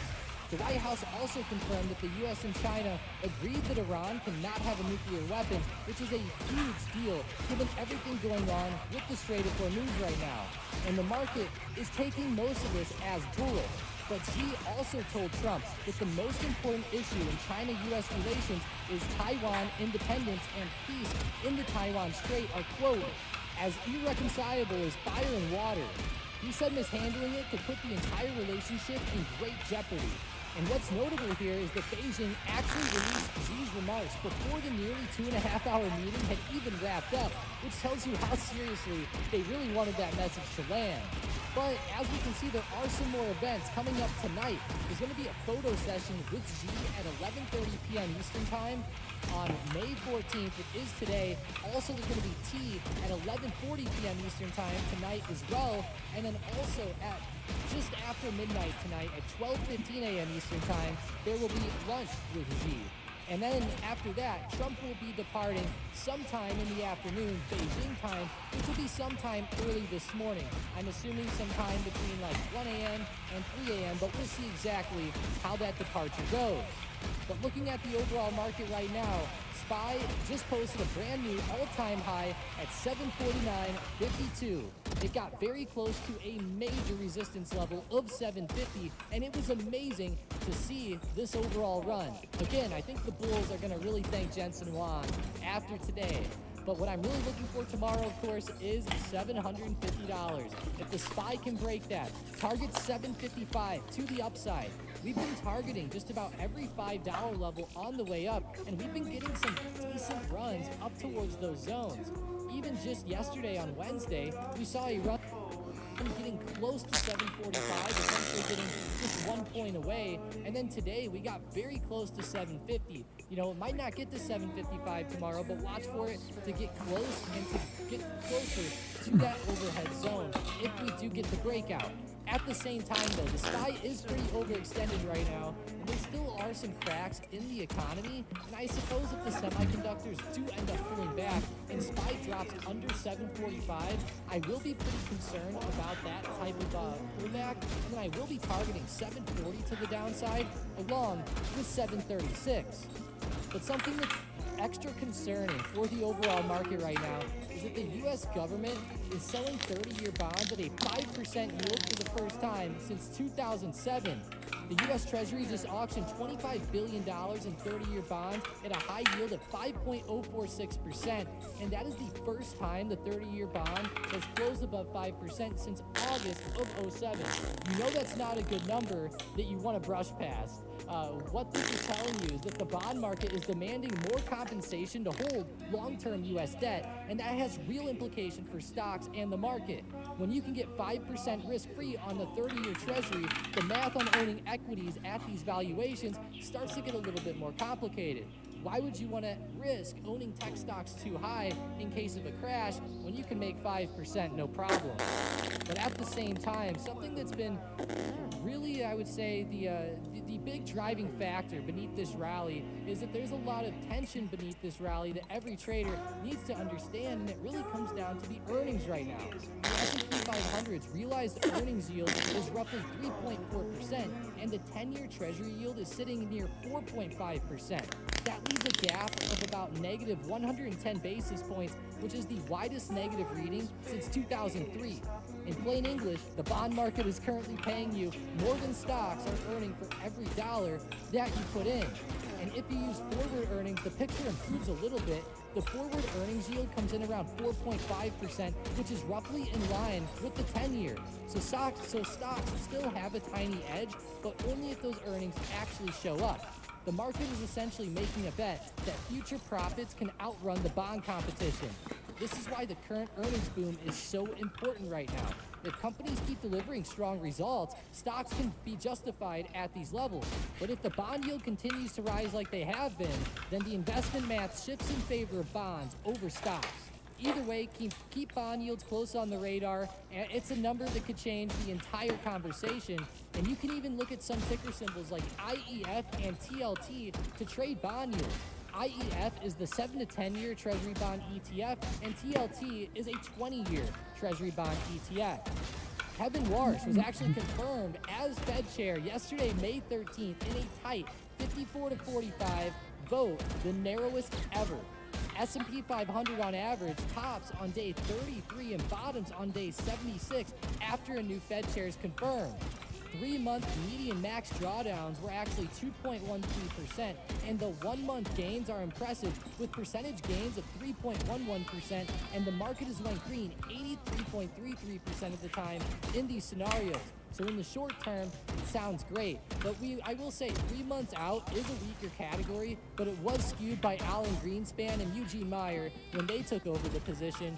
3 months later for Eugene Meyer, the market was down 31%, and for Alan Greenspan, it was down 27%. And something that's a bit concerning right now in the market is that more NYSE stocks hit new lows than new highs for the first time in 27 trading days. And the last time that we saw a real shift like this was at the end of February into March of this year. And if we actually look at what happened in the market around that time, the Iran war kicked off and traders started locking in profits on tech stocks and the overall market, and we saw a huge pullback with the SPY. So just keep this in mind right now. If we do see this continue to turn over the next few days and profits start to be taken, then we could see a pullback start to take place. But there isn't really too many events on the economic calendar for the end of the week, and for earnings, we are pretty much done there as well. So other than that, it's time for some setups and predictions for tomorrow there as well.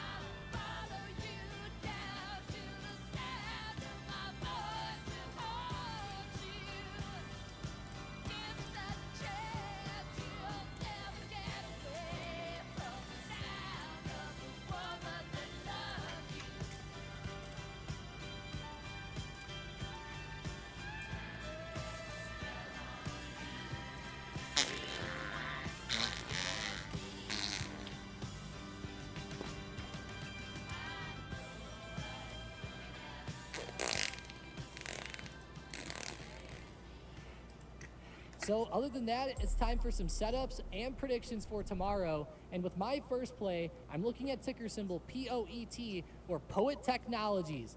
This stock is ripping, and there are some major reasons why.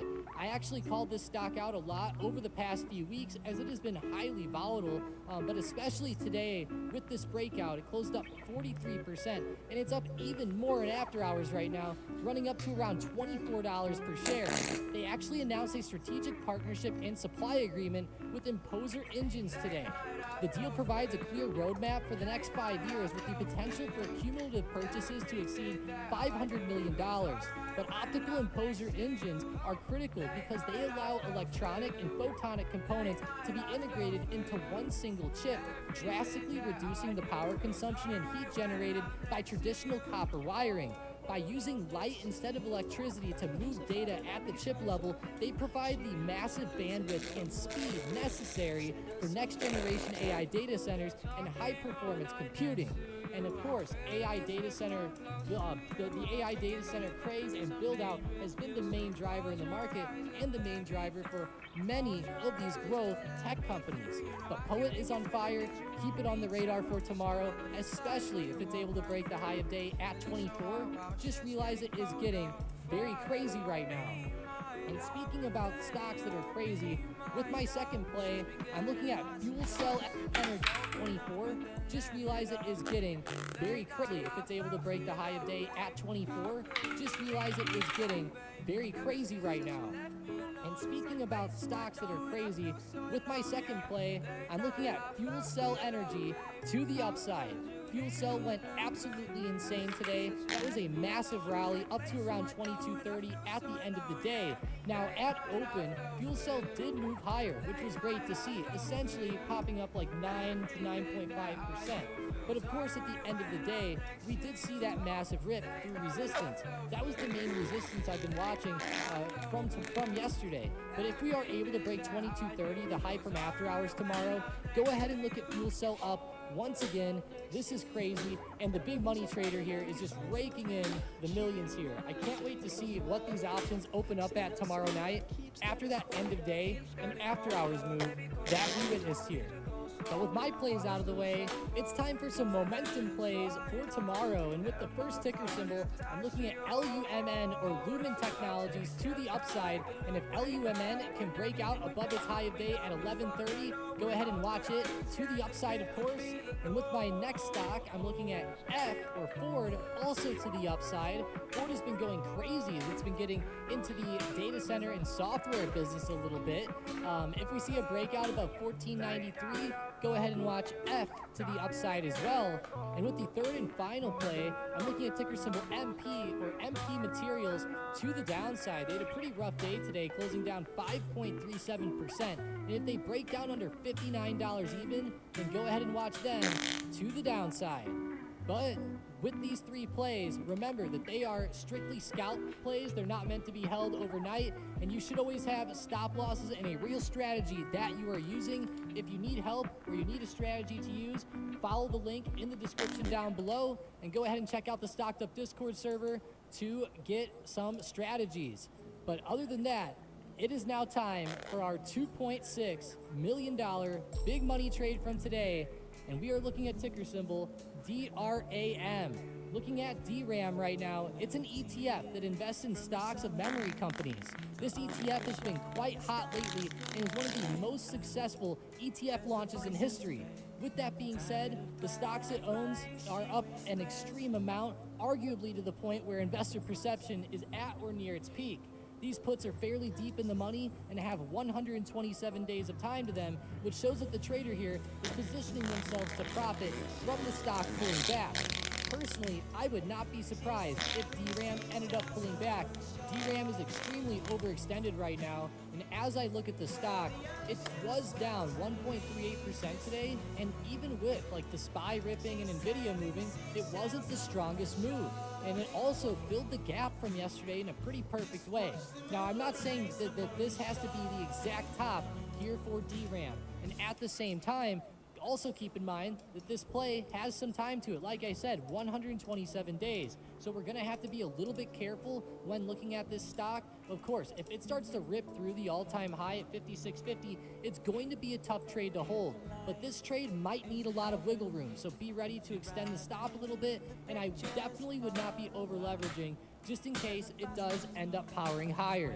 But now it's time for our member of the day today, which is To The Moon. Shout out to you for catching Poet with a 1,000% gain on POET. That was wild. Shout out to you. And if you guys want to get member of the day, post up some profits in the profits channel. But other than that, check out the link in the description down below. The bot plays today were on fire with 1, 2, 3, 4, 5, 100% plus callouts on AVGO, Poet, Nevius, CSM, and Boeing. Just check out the link in the comments down below for the trading floor. Hop in and join in on the actions. Other than that, let's have a great one.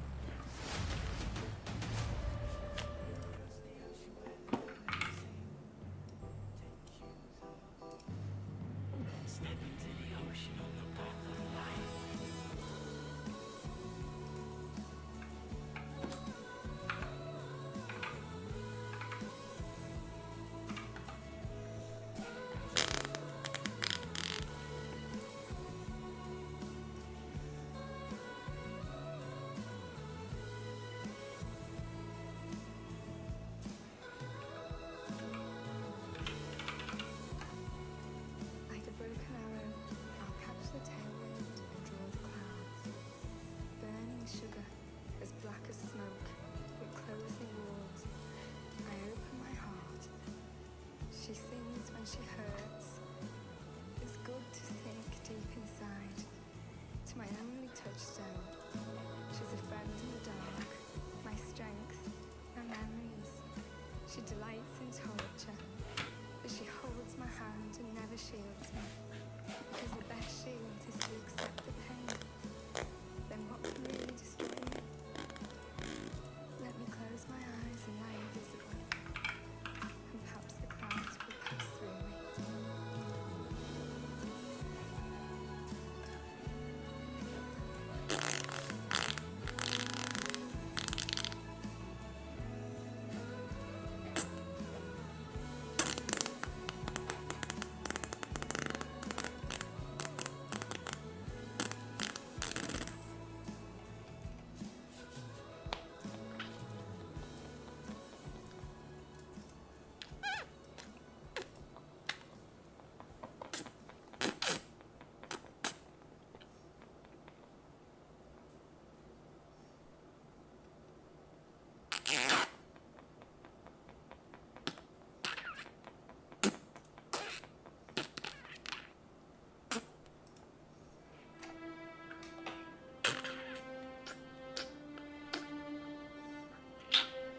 A tornado flew around my room before you came. Excuse the mess it made. It usually doesn't rain in Southern California, much like Arizona. My eyes don't shed tears, but boy they pour when I'm thinking about you.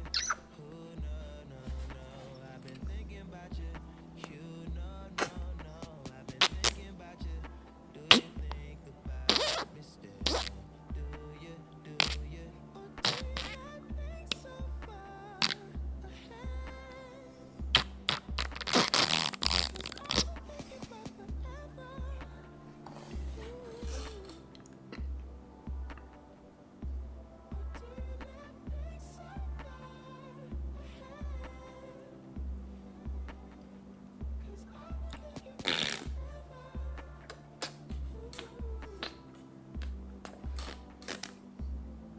No, I don't like you, I just thought you were cool enough to kick it. Got a beach house I could sell you in Idaho. Since you think I don't love you, I just thought you were cute. That's why I kiss you. Got a fighter jet, I don't get to fly it though. I'm lying down thinking about you. Oh no no no, I've been thinking about you. You no no no, I've been thinking about you. Do you think about me still? Do you? Do you? Or do you not think so far ahead? 'Cause I've been thinking about forever. Ooh. Or do you not think so far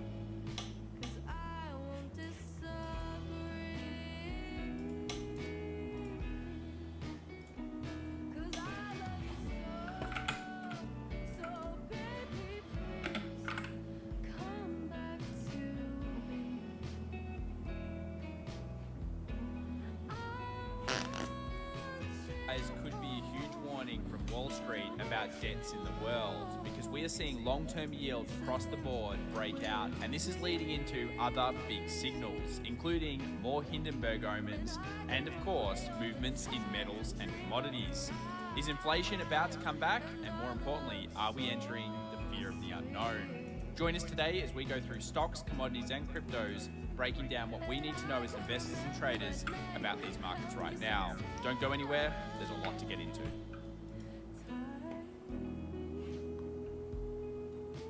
Well, welcome back everybody to the Daily Show, where we discuss everything from the macro to Wall Street flows to, of course, the options levels that have been the biggest over the last couple of sessions. It was a great day for NVIDIA and a couple of other sections of the market, but overall it was mixed from others. And one of the big things that's been going on right now is the discussion around yields. 30-year bond yield pressing in on 5.1% and a potential breakout that we haven't seen since realistically around the global financial crisis. Now, why is this so important? Well, as you guys know, what the biggest debt markets in the world tend to do, we have to pay attention to. And when bonds start to freak out, often that can be a risk-off event. But it's been a long time since we've entered into the fear of the unknown. And on this channel, we often talk about this, which is that basically markets don't care until they see something that they haven't in quite some time. If you're interested in this type of stuff and you do love markets like we do, just a quick reminder, remember, subscribe and smash that bell icon as we do cover this daily here on the channel. So with 30-year bonds moving, that's a big deal. But on top of that, we've also got some other reads. And a lot of you don't like this read, because I know that we've seen it in the comment section down below, but the Hindenburg omen potentially is triggering once again. Now, there are mixed reports on whether it did technically trigger to the absolute letter of course, the strategy, but the main thing is about Hindenburg omens is whether we see clusters of them. Now, the last time we got clusters actually led to a decline, and you can see that something very similar happened back in the earlier stages of 2026. On top of that, we also had, over the last 24 hours, weakness in, of course, market breadth, with more stocks actually declining than increasing. And although that's reversed over the last session, it does show us a very similar kind of period to what we had before the sell-off of March and, of course, the then recovery of April. So what does this all mean, and why should we be paying attention? Well, a lot of people's eyes are on, of course, semis. NVIDIA, which we'll be looking at from the fundamental perspective very soon in today's video, as it has shown a total change in trend over the last couple of weeks, which we've been following, is that semiconductor and euphoria in general has gone up across the board.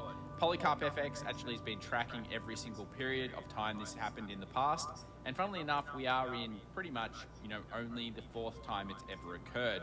Not only is this bring some interesting stats with in terms of max drawdowns over the next months and year, but it does potentially spell a very big problem should markets actually start to find real weakness.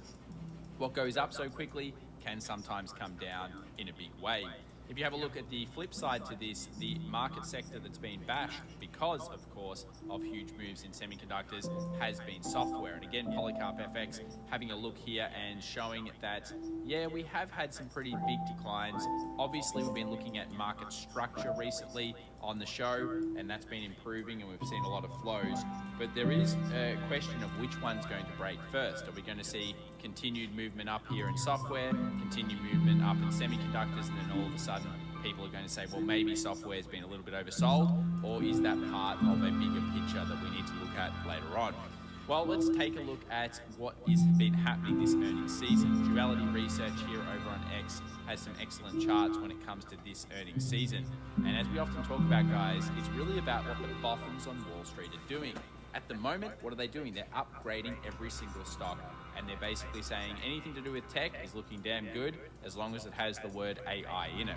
And this is leading to anything to do with hardware, anything to do with semiconductors, and of course even the Magnificent Seven stocks going ballistic. But it's not because they're not earning. At the moment anyway, at least on the reports, it does seem to be that they've got some exceptional earnings. And the real question is this a hamster wheel of, basically someone invests in somebody else, they then use it to build out something, and they buy more product from the person who invested in. This has, of course, been the discussion about AI for the last 12 months. What are you guys' opinions of this? Let me know in the comments down below.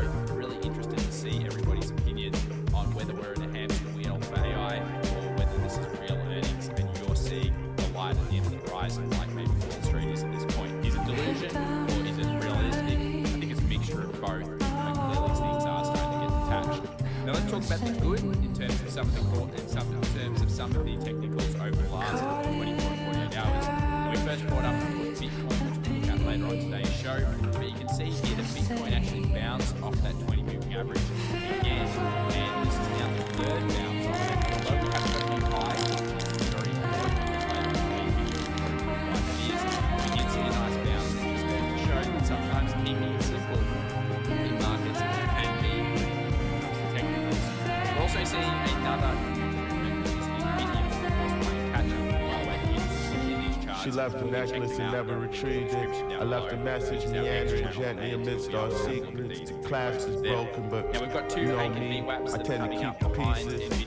Shards and shoeboxes still sharp. Loving rockets and showers, sparks. White lightning in the mine shaft and black cold arms. Blacker than before.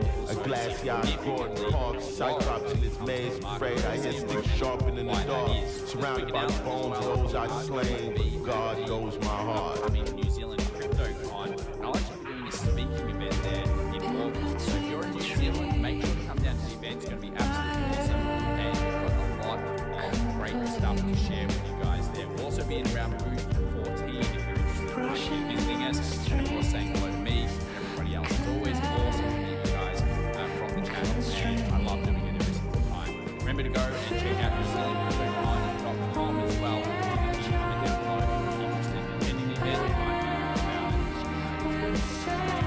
So why are we in video? Well, recently NVIDIA actually was trading as low as underneath 20 times.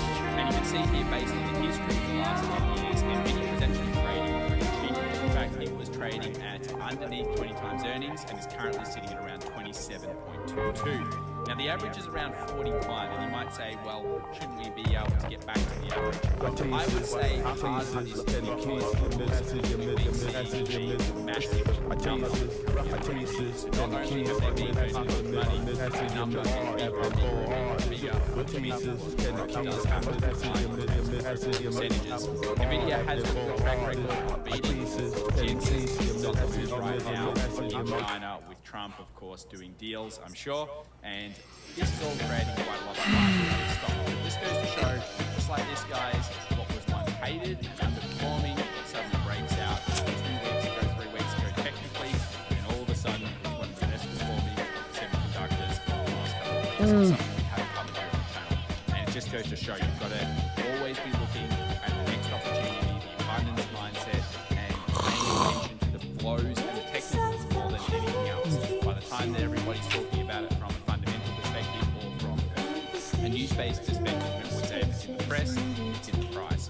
Now, a couple of other things that have happened to the S&P this week. Obviously, we've seen more stocks declining on the previous session than increasing, and that shows, of course, a low down of breadth. We are going to be watching the advanced decline line quite a lot on the S&P over the next week. If that takes a lower low, then of course that's going to be a big point. But we'll also be looking at whether the S&P actually and NASDAQ do close back within their Bollingers. At the moment, of course, they've been pushing out, and this is another sign of an overbought market. Now, the market has pushed higher since this point. You can see here we've taken around 7,400. What have we done? We've pushed to 7,500. It's a core wall and a huge level, by the way. At the start of the year, we talked about this. This is actually now getting into a range where I thought the market would get to 75 to 7,600 potentially this year, and then maybe even a secondary dip. So it's actually getting very, very close to a standard midterm election year, at least based on structure. But this is all happening at a time when people are very divided. You've got super bulls, you've got super bears, and you have a few people in between, kind of like us, that are saying, we know why it's upgrading, but again, we have to be ultra cautious here. Markets are starting to attach to reality.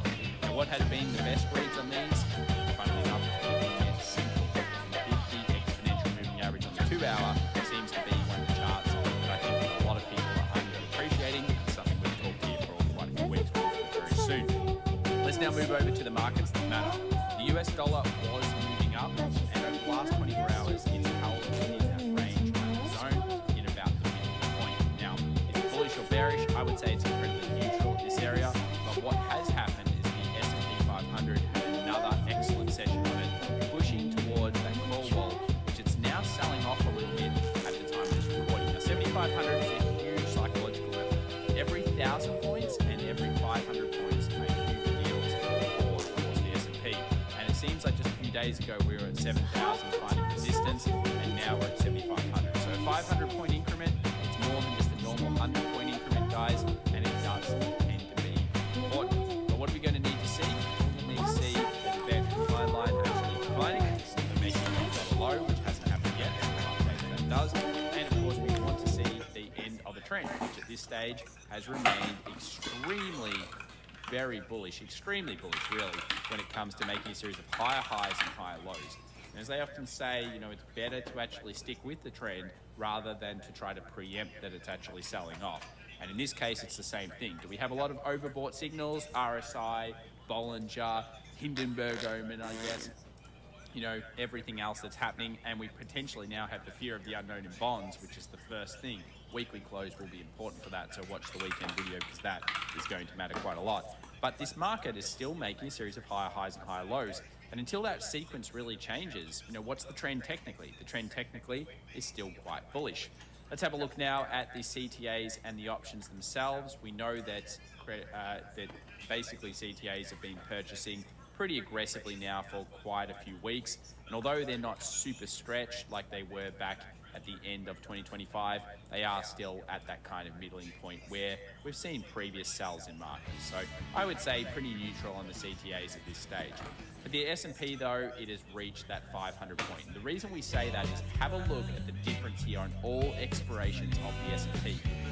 Wow, that is huge. There are so many more just in the strike, and it's more than 7,400, 7,300, 7,200. You know, this is a 500 point increment. It tends to matter, just slam straight into it. As we see bond yields almost into the fear of the unknown. The S&P 500 for the next 24 hours, we're sitting around at the 7,500 strike, as you can see here, which doesn't really matter which expiration. Does the Qs agree? Does the Nasdaq agree? Well, the Nasdaq is 7,720. So basically looking at around that level pretty consistently throughout many of the strikes. It's not quite like the 7,500 itself. Nvidia, meanwhile, has been doing some big numbers. Actually just reached 235, which this week was the major call. And at the moment, it's kind of, I think, earnings and moving off, of course, checks positive news out of China, all sorts of other things like that, plus catch up. And one of the things about Nvidia is, although the stock market already expected to be breaking up, chips being sold out, all that type of stuff, it could also be a catalyst for potentially volatility to come back to the market. So all eyes will be on this stock next week. Potentially also at the expected option volatility in the market will probably give us an update on what is expected in terms of the actual result. Gold CTAs, just a quick reminder here, the gold CTAs are very low, which suggests that they've oversold gold at this stage and that we do see price actually improve and they may need to get back in. So of course it's going to be a chart. Now speaking of charts, let's have a look at the bond market. High yield jump is declining. Now remember, the stock market's up, high yield jump is down. That's a really important reason to the market. So the same thing we can say here for equal weighted discretionary versus stable. The American consumer is really struggling at a new low in the fear of that going. While the market itself, the stock market, not the economy, is going to be still basically high. And this is showing a huge disparity. Now we did get one of these, as we saw in the last video, around 2019, closer to the COVID pandemic sell-off. But it is pretty rare to see these pick up. Gotcha. And I do pay a lot of attention to this, so that's going to be, I think, quite a good rate. Now when we take a look at the US 30Y, guys, as you can see, 98% insider owned. we go back through history, God we're going to see damn. that we have not been above 5.1 Scary. since July of 2007.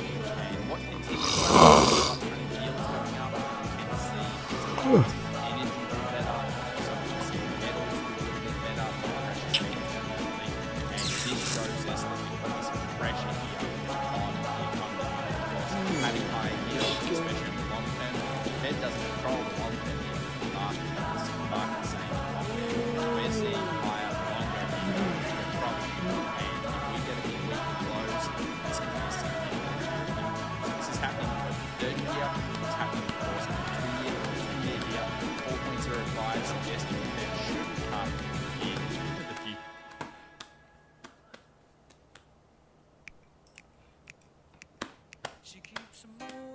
llamando in a pretty cabinet.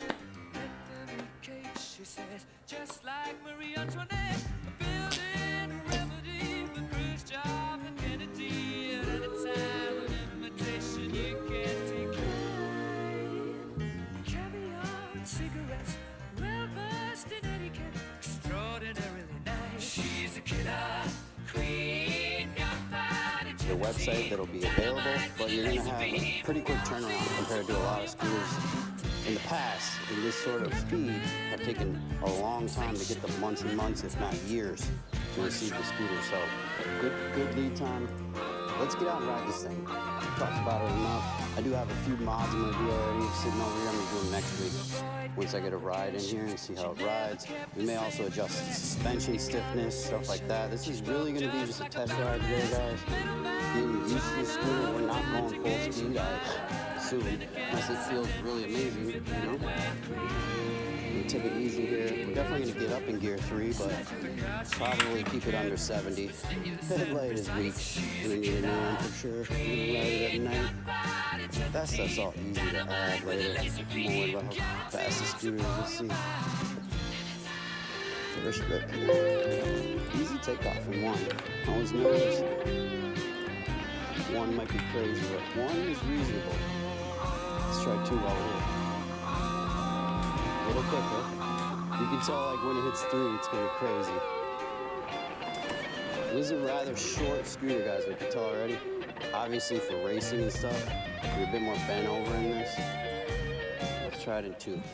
We're just gonna cruise it this way. Seems stable. Comfy suspension, very soft. Feels great. Feels smooth. We're still in kilometers an hour on the screen there, guys, if you can even see that. So we're gonna have to change that all when we get back. Let me double check that everything's running on the camera here, and then we'll rip it. We may have to bed in our brakes a little here, or do a little something. We'll see. Takeoff's very well programmed. I don't feel like ripping out from under me at all here in gear 1 and 2. Easy to work with. It is a boat. It is a big scooter. See how she corners right here? Feels good. You can tell those PMTs are on there. The grip is excellent. It's also super quiet. You see how you hear barely any tire noise coming off? That is the PMTs. That's what they always give you, just really quiet. I feel like we need to better brakes a little bit. They feel a little weak. Let me try that right here on the straightaway quick. You guys don't know how to do that. You get up the speed a bit. And slam on the brakes. What that's going to do is it's going to put a nice layer of pads on your rotor. And you're just going to repeat that like 3 or 4 times. Get up to speed. Let this guy get in front of us. We are going to be making a brake adjustment anyway, so I'm not totally worried about it. I'm just showing you guys the process here. Because I'm going to put brand new rotors on this a little bit thicker than what they have on it. And it should improve the everything. Let's go like this so people know they can go.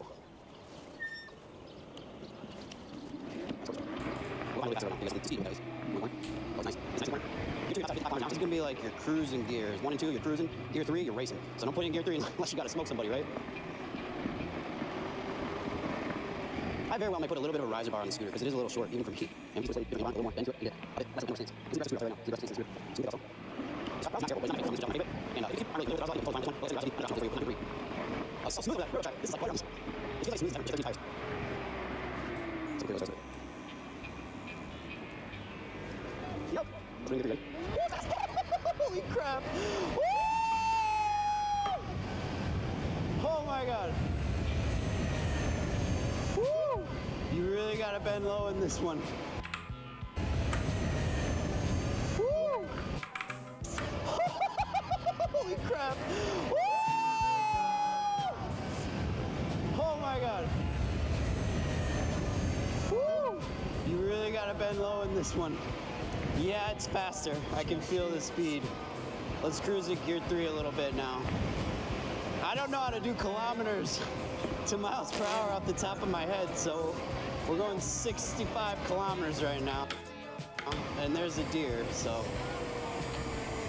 Luckily, I know where most of the places here where deer are, guys, and we're not taking huge risks. Tonight, at least. We're going easy tonight. But whoa! Oh my god, it almost peeled out at 60. Oh my gosh! Alright, this thing is nuts, okay? Here, we gotta get through this little bit of 25 spot right here by this school.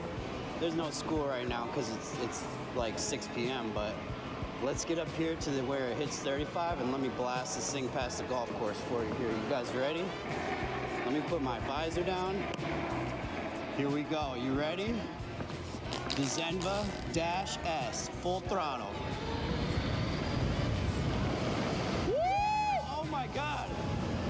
Oh my God. Okay, we gotta slow down. I'm too scared. Woo! I'm not so sure that it can like take the corners without wobbling. We'll have to get used to it, but oh my God. It's fast. All right, let's try it again right here. This is kind of straight away. Ready? 3, 2, 1.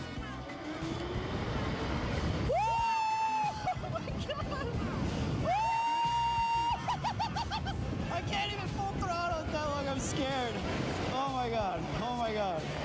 Oh my God. Woo! Okay, we might have to tighten the steering damper just a hair. I'm officially scared. Woo! Oh my God. Let's try and take off from 3 here, but not like aggressively. Let's see if we can control it and if it feels safe in 3. And then we'll just ride in 3 the rest of the time here. Get used to gear 3. Seems like we got a minute here for this light. It's fast. Oh, I love this scooter already. Oh yeah, baby. Let's rip it. Oh my gosh. Oh my gosh. We gotta find a car to smoke or a motorcycle to smoke. This thing will smoke any motorcycle, I think. Off the line. Oh my God, it's so fast. See how it slams? All year. It's only gonna get better too, because we're gonna upgrade some stuff on it, man. This thing's gonna be insane by the time I'm done with it. You trust me. You know, I was gonna switch the throttle on this, but this throttle's actually feeling great. I may not even do it right away. Let's see launch. Oh my God, it's just like straight up to speed. I love it. I love it. Oh, thank you, Zenva. This is a scooter, guys. It's so expensive, I could never afford it. There's like, you know, there's a rich guy scooter, or people who are really, really into saving money can afford this, but I know most people, you can't afford this, and me neither, dude. I'm right there with you. This is like a dream come true for me to ride this. I actually emailed them up last year. I've been talking for like a year. Ever since I saw this scooter come out, I was like, I gotta try this scooter. I'll say anything I have to get it. I told them I would make a YouTube video every single month all year just to get this scooter, and I will. Trust me, I will. Look at it. Woo! Oh, that's a big bump too, like butter right over it. Okay, there's 100. So that's like 50, I think. I don't know. I think 120 kilometers an hour is, I forget. I'll have to put the math up on the screen where how fast we just went.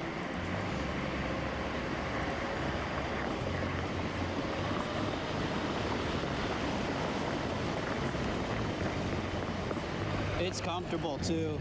It's really comfortable. I'm surprised how comfortable. The rear footrest, I thought it was gonna be too aggressive. I thought I was gonna have to adjust it somehow, the angle, but it seems great. It seems perfect so far. This thing absolutely rips. Only thing I'm wishing for is more brakes, but we're gonna fix that when we put on bigger, thicker rotors here. Don't you worry. It has good brakes, it just has not the best rotor that it could have.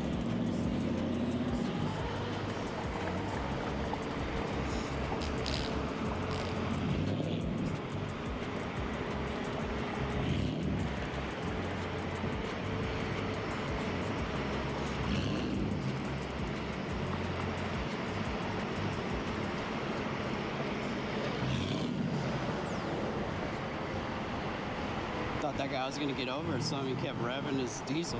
That's crazy to be revving your diesel these days with the price of diesel. He must be rolling in it, man. He's like made of money. I'm glad we got electric stuff with this price going way up. This is like the perfect time to be all electric. I barely even drive my car. I have a gas car, obviously an SUV, but barely gonna drive that all summer.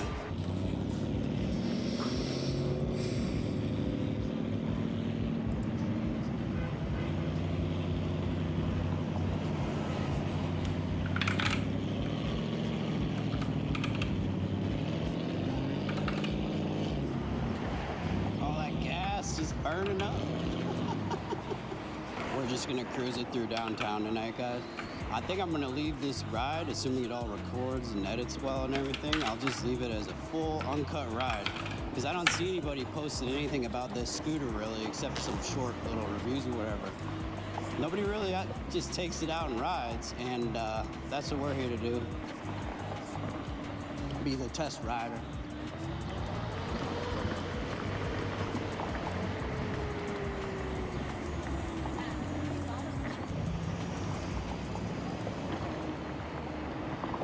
So we can make this light.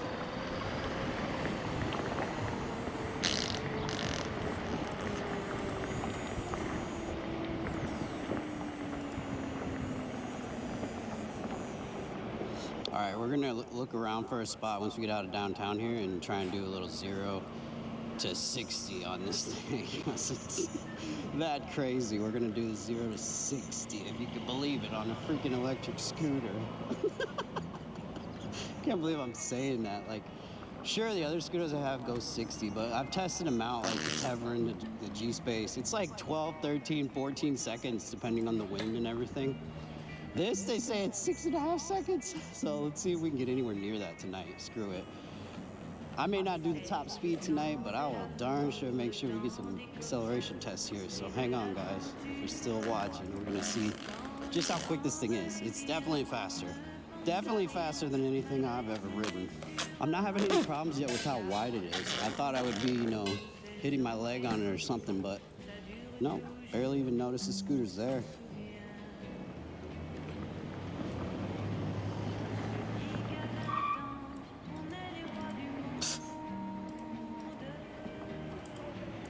This guy, I don't know what he's doing. I don't know what he's doing.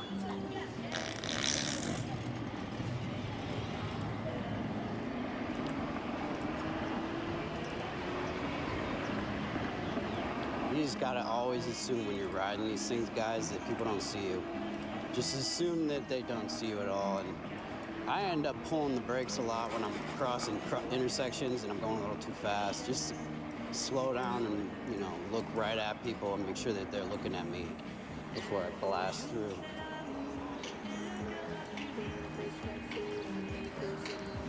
Let's go this way to the highway.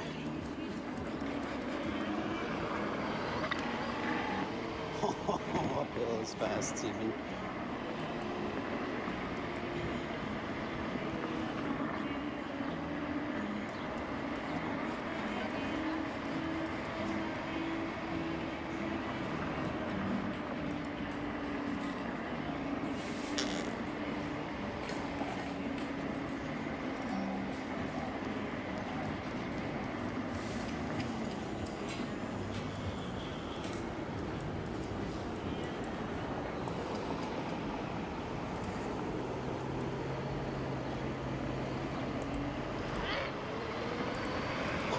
The pull on it is just nuts.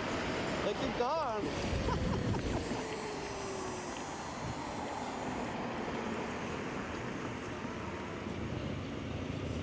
Let's see if we can pass this guy here. I almost guarantee we can. Let's see. Oh, he's going right. He got lucky. We would have smoked the living bejesus out of him.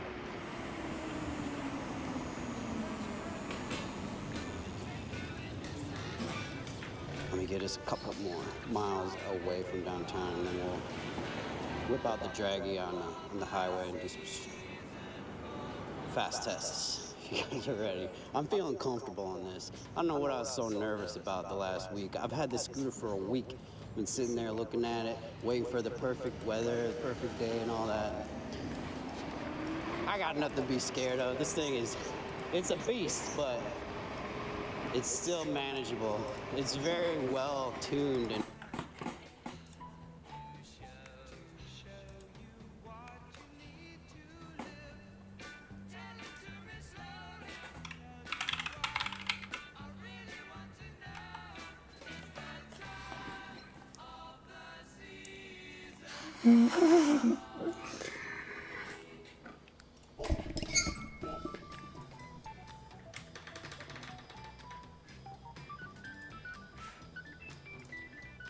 I just had a genius idea. What if I trade today? What if I trade? Fuck.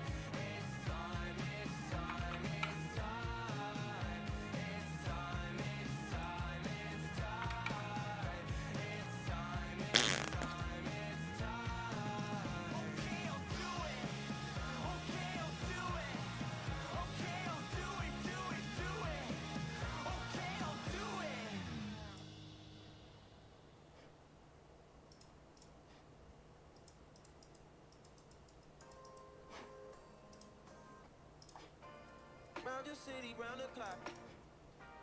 Everybody needs you. No, you can't make everybody equal. Although you got buku family, you don't even got nobody being honest with you. Free till I evaporate. My whole body see-through, transportation handmade.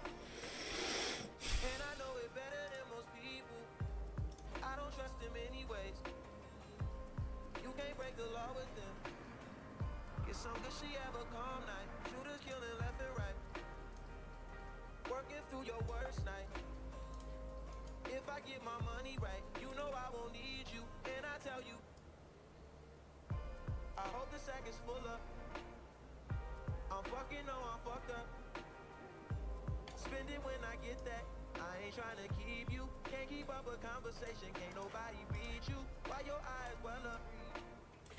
Did you call me from a seance? You were from my past life. Hope you're doing well, bro. I've been out here head first. Always like the head first. Signals coming in and out. Hope you're doing well, bro. Everybody needs you. Everybody needs you. Ooh, 90-90. This feel like a quaalude. No sleep in my body. Ain't no bitch in my body. New beginnings. New beginnings. Wake up high, the sun's going down. Time to start your day, bro. Can't keep being late on. Oh, you need the money if you gon' survive. Every night, shit, every day, shit. Dropping baby off at home before my night, shit. You know I can hear none of this in the night, shit. Kumbaya, shit. Wanna see Nirvana, but don't wanna die, yeah. Wanna feel it, nah, don't come by, fuck me after my shit. Oh, them boys wanna see me broke down and shit. Bummed out and shit, stressed out and shit. That's every day, shit. Shut the fuck up, I don't want your conversation. Rolling marijuana, that's a cheap vacation. My everyday shit, every night, shit, every day shit.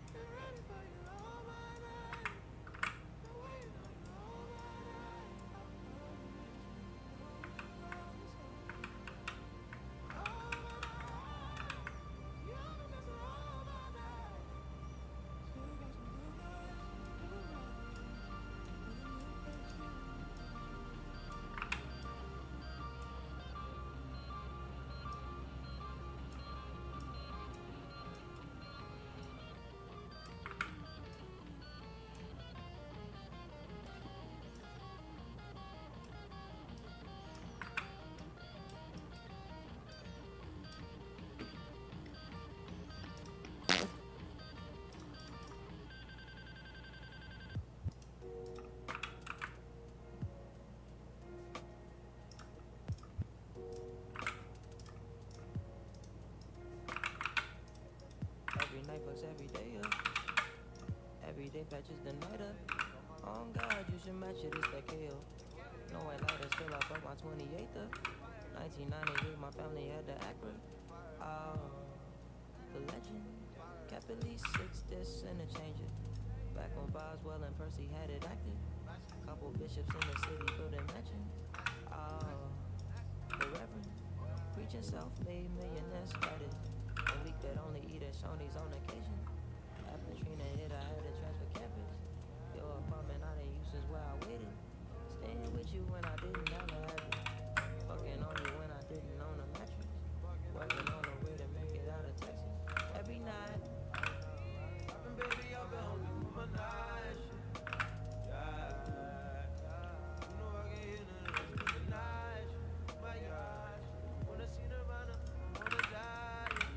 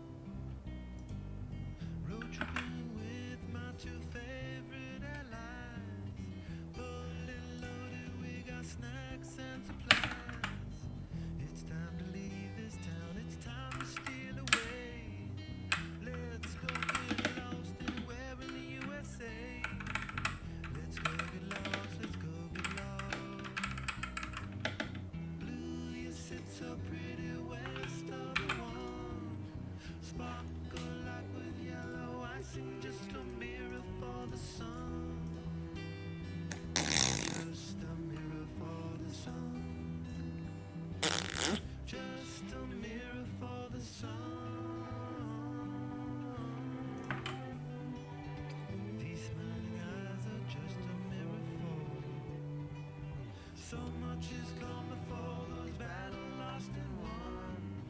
This life is shining more forever in the sun. Now let us check our heads and let us check the surf. Staying high and drives more trouble than it's worth in the sun. Just a mirror for the sun. Just a mirror for the sun. How does he get there? These smiling eyes are just a mirror for.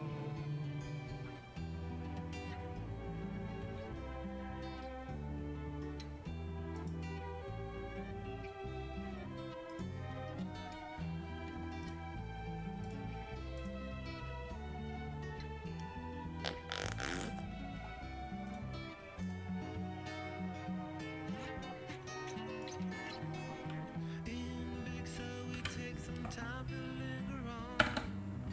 We thread hocket doors, got a snake man run. Now let us drink the stars, it's time to steal away.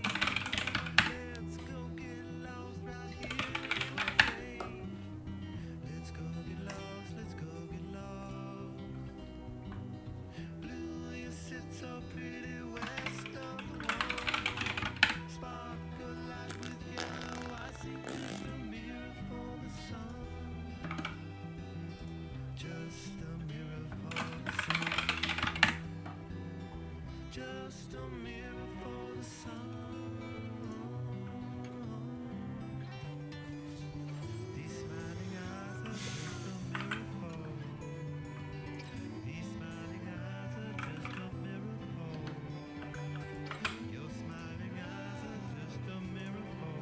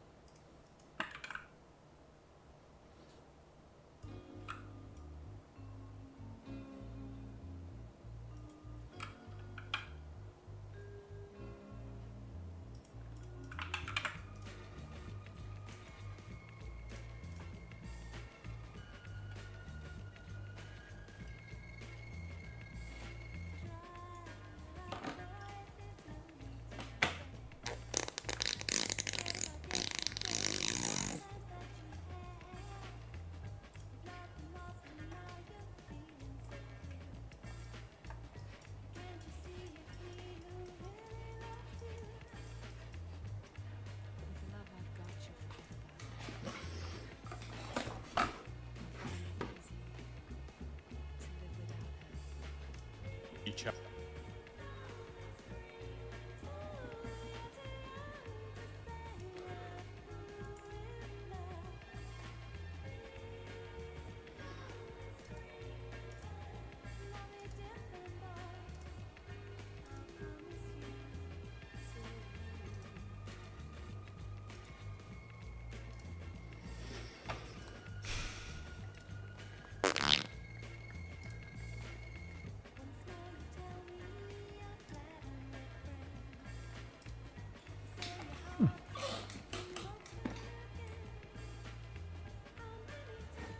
Let me tell you, this scooter is pretty incredible. However, there's one big quirk that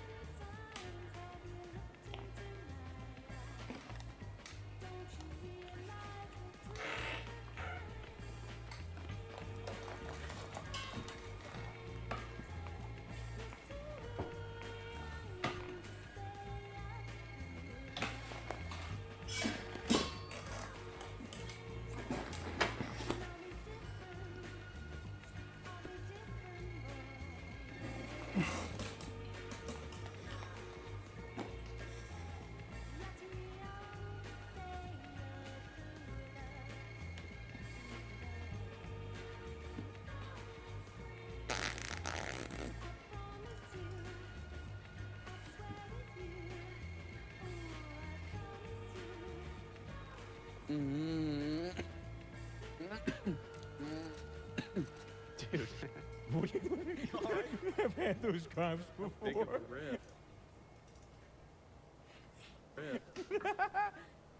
Look at frog riveting.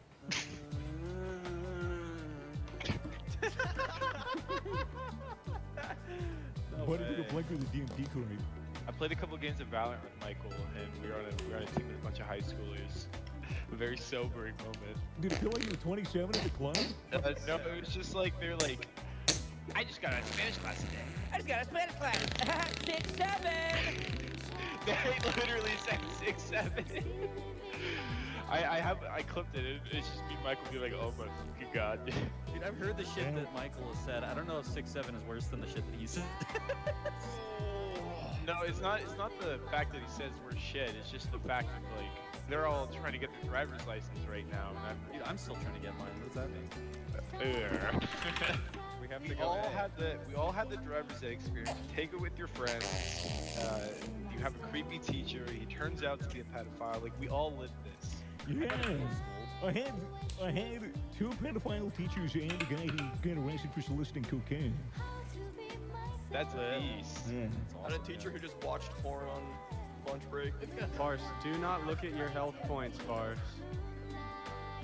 6-7. 6-7. I'll fix it. That was fucking stupid. Yeah, clip that ace, Confucius. Get the whole background sound of that. Can you play me the entirety of Piano Man? Damn, it sounds like my headphones are plugged in. Yeah, you unfortunately unplugged. What the heck is that? Oh, hey. I can hear your tongue making all the noise. I can hear it go. Can you beatbox into it? Hard as you can. That's kind of hard, actually.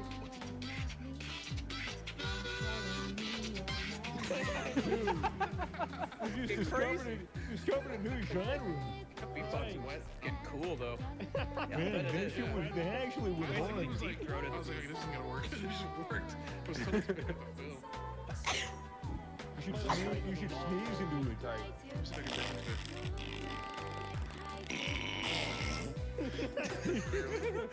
It's like you burped up the harmonica. It's like it came back up. Yeah, it's like at the very end of this burp, it came up in your face. Gasping for air. I'm going to Japan in like 2 weeks. I gotta brush up my Japanese. Just watch a bunch of anime before. Dude, stop. I gotta pick up on some Japanese words.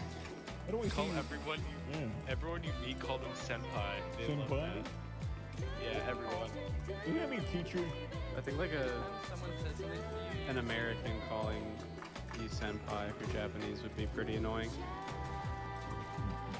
Especially if I moan when I do it. Broke. I think I sold some skins for a Steam Deck. You bought a Steam Deck and never you sold skins for a Steam Deck? Nobody else in my lineage heard that sentence before. I don't know, maybe in like the 1800s it was like beaver skin. And Steam Deck was like an old, it was like an old boat. It was steam pan. You're right. Maybe I'm not the only one of my lineage that said that. A bunch of beaver trappers or whatever. Whoa. Can't do that, dude. Dude, it wasn't making fun of Native Americans. I was just, they can't patent the dream. You guys remember his apology for that, where he was like, first off, I'm 0.01% Native American, so I can do it. So, Technically, my ancestors a bunch of Native Americans, so that makes me one of them. that's just history. That's just history coded. True. I'm Italian. It's great being Italian because you have no white guilt. No, nothing. I don't feel guilty for shit. My people were picking tomatoes when all that slavery business was going on. My people were beheading Englishmen. Hey, right on. Yeah. What are you, French? No, Norwegian. Wow. Viking. What else do you think? What else are Vikings known for? Man, Genghis Khan films. I realize Vikings. No, I'm just saying he was really good at making. On God. Really good. Really strong genes. Genghis Khan killed everyone who was taller than him. Kind of based. Really? Yeah, anyone who was taller than Genghis Khan was like, kill him. Honestly, I can relate. Based. That's why all the Asians are like his height. We're shorter. He's Googling it right now. Right now. Yeah, Genghis Khan, anyone who's like... It's an urban myth. No. If anyone mobbed Genghis Khan, he would kill him for sure. Dude, that's pretty cockly of him. Oh, that's based. That's based. It's a huge flash. Look, I'm taller than you. And then you're like, well, actually, if I put you 6 feet under, I'll be taller. It's like, what was that one meme where they're like, oh, my boyfriend's taller than you, what are you gonna do? And then it's just like him pointing a gun. Like, shoot him in the head. Like he can kick your ass, what are you gonna do about it? And then he's just pointing it like a rifle. Someone got arrested in Britain for possessing a gunpowder recipe. Like a blueprint for it? Yeah, like a recipe blueprint. It's like a crafting table, like on paper, and that was enough to get him. It was. You know, like, it's not that fucking hard. I say prosecute him after the deed is done. Look, one time I wasn't allowed to go into a bar because of my heavy metal helmet, and they said it could be used as a weapon, and I said, this is armor, it's meant to protect me. It's not an offensive implement. They were like, well, you can use it like that. I was like, okay, well, you're gay, so I guess I'm gonna have to Literally, that's what I've been saying. You could like headbutt somebody regardless of having a helmet. You're skull. That's the thing. That's the thing. Yeah, like what is? Like a helmet is just making sure that 2 people don't get hurt instead of 1. Exactly. What is Carolina known for? Barbecue, the Confederacy, There's a white supremacy riot in Charlottesville. Oh, you would know that, wouldn't you? It wasn't a riot, it was a march, and they had tiki torches. It was like a Lewis. Oh fuck. Like a really racist, messed up Lewis. Scary Lewis. Tiki torches stocks took a tumble after that. Yeah, they kind of made them. Do you think the white nationalists shorted tiki torch stocks right before they did that? Everyone shits on Jeffrey Epstein. I bet that guy threw a fucking banging phone. Literally, everybody shat on him. He was well known for... Yeah. Wait, actually? That was John McCarthy. Isn't that the guy that hosts the football show? That's John Football. It's John Football. Is my antivirus software? It is. Actually, John McCarthy is the guy who made the McCarthy antivirus software. He did. You love getting shit on that guy did a lot of crazy shit in his life. He made an antivirus for computer, but then tried to give himself a virus in real. He got pooped on. He was testing it. Yeah, the best antivirus possible. Hey, trust me, bitch. I made antivirus. Shit in my mouth. I got it. I'm trying, but I get rid of it. Okay. Hold on, man. Hold on. Do you own like a Mac? Is that what you're using? What do you own? I'm on like a. This is like a $5,000 NASA PC, dude. What do you do? What the fucking 1990s. Yeah, and then it put us on the moon. When they launched the fucking moon. We never went there. Yeah, but the CGI they used is really good. Yeah, it was made on these Yeah, computers. it's the same computer that made that shit. I do have a new driver. It was released early November. This year or last year? 2024? Why didn't Steve Jobs name his daughter Foot?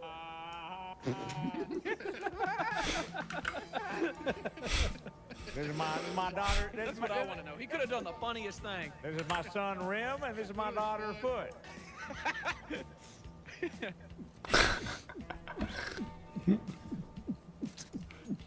Holy shit. Look at me. I feel like I just got thrown out of the club. Monkey. He's outside it. Yeah. Like I'm in the bathroom throwing up. having a panic attack. Guys, at DoorDash Chipotle. I'm on a weight loss journey. Hashtag getting fit. I'm on a bulk. I've been trying to bulk up my cock by like pipetting cream cheese in there. Just like shoving it down. Yeah. Pipetting? What is pipetting? Is that like imagine a small turkey baster filled with like cream cheese and icing. A Canadian water gun, if you will. It's like the people who like to put things up their urethra. Like, what is that all about? Yeah, sounded. That's what I'm saying. You guys are telling me you guys have never used A Nintendo DS stylus for anything but the touchscreen? Intended purpose. Yeah, dude. Touchscreen, more like touch peen. Put it in my urethra, please, right now. Dude, actually, one time I used it as like a Q-tip when I was like 7. My friend Brendan used to do that. My friend from school, Brendan, used to stick a DS stylus down his penis. Why? Why did he tell you Because it felt good. My friend Brendan said that it felt good. Oh, did he put you on? Fuck. I never This did guy's- it. I never did it. I raised an eyebrow and looked at him very shiftily. But I said, Brendan, why would you do that? And he said, it felt good, dude. I was just trying to figure it out. It's like you're in the shower. You're gonna you're gonna finger your ass a little bit eventually, just to see if it's cool. Have you guys ever eaten your own fingers? No. Ever? I'm saying ever. Like chew them or like There's a time, I'm sure. You know, I feel like when I was a kid, I savored them. Savored your boogers. They were salty. They were salty little snags. It was good for your immune system. Is it? It is, but it's not good for your social life. Yeah. But you won't get sick. You also won't get sick if people don't hang out with you. Have you guys heard this crazy life hack where you remove the mesh from your microwave and it makes all of your food taste like metal? Really? No way. I'm trying that right now. Do you guys ever like put your head as close as you can to the microwave when you turn it on? Dude, I low-key was like Googling that because I got scared because there's like a hole in my microwave. It's a bitch. Well, and it didn't say that there's anything that could happen. Yeah, it's only the equivalent of like 25 X-rays every time you heat up your chicken. Mine's is like right above the stove, and sometimes I have to microwave stuff while I cook, so like it's right next to my head as I cook when I turn it on. It's really awesome. Are you like eye level with your microwave? Better than it being cock level, because then it would like shrink your cock. Hey, maybe it'd make me fertile. Would you guys rather eat ass or just like get killed like, straight up? Get killed straight up. Oh, what the? Really? I Like, get even killed. like I a get washed killed. I ass? get killed straight up. All your would you rather's are just like something semi-uncomfortable and dying. Well, why'd you choose the dying one then? Wait, so because it people easy. really love eating ass. It's not like I'm not going to answer it. I'm just saying this is what I'm noticing. Hashtag no Otis. Would you rather be a worm or would you rather be a rhinoceros beetle? Rhinoceros beetle. If I'm rolling around poop, if I look cool. So you'll roll around poop all day, but you won't eat ass? Literally. You rather get killed? That is a little ridiculous, Cooper. That is like hella Don't judge me. ridiculous. I am judging you.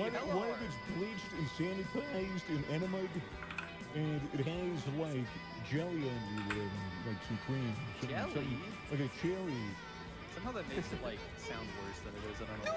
Yeah, I was Just the idea of like just because it's an ice cream sundae doesn't mean I want it anymore. I'd rather eat ass, like, not like jelly on it. That's gross. I'm just freaking trying to make it more appetizing. I know what you guys would want. Spaghetti on that shit? What do you No, want? nothing at all is what I'm No, saying. I don't know, it's just about, like, spreading jelly on you it. don't want a It's weird. sloppy Joe or sloppy Jill or whatever? Okay, you kind of got me with a sloppy Joe.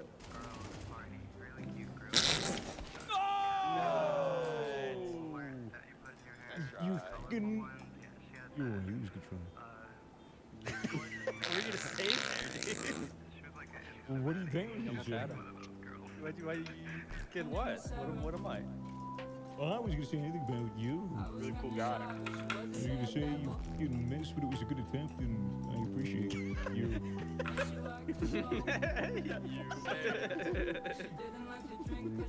Y'all ever get random boners in really old time? Random boners?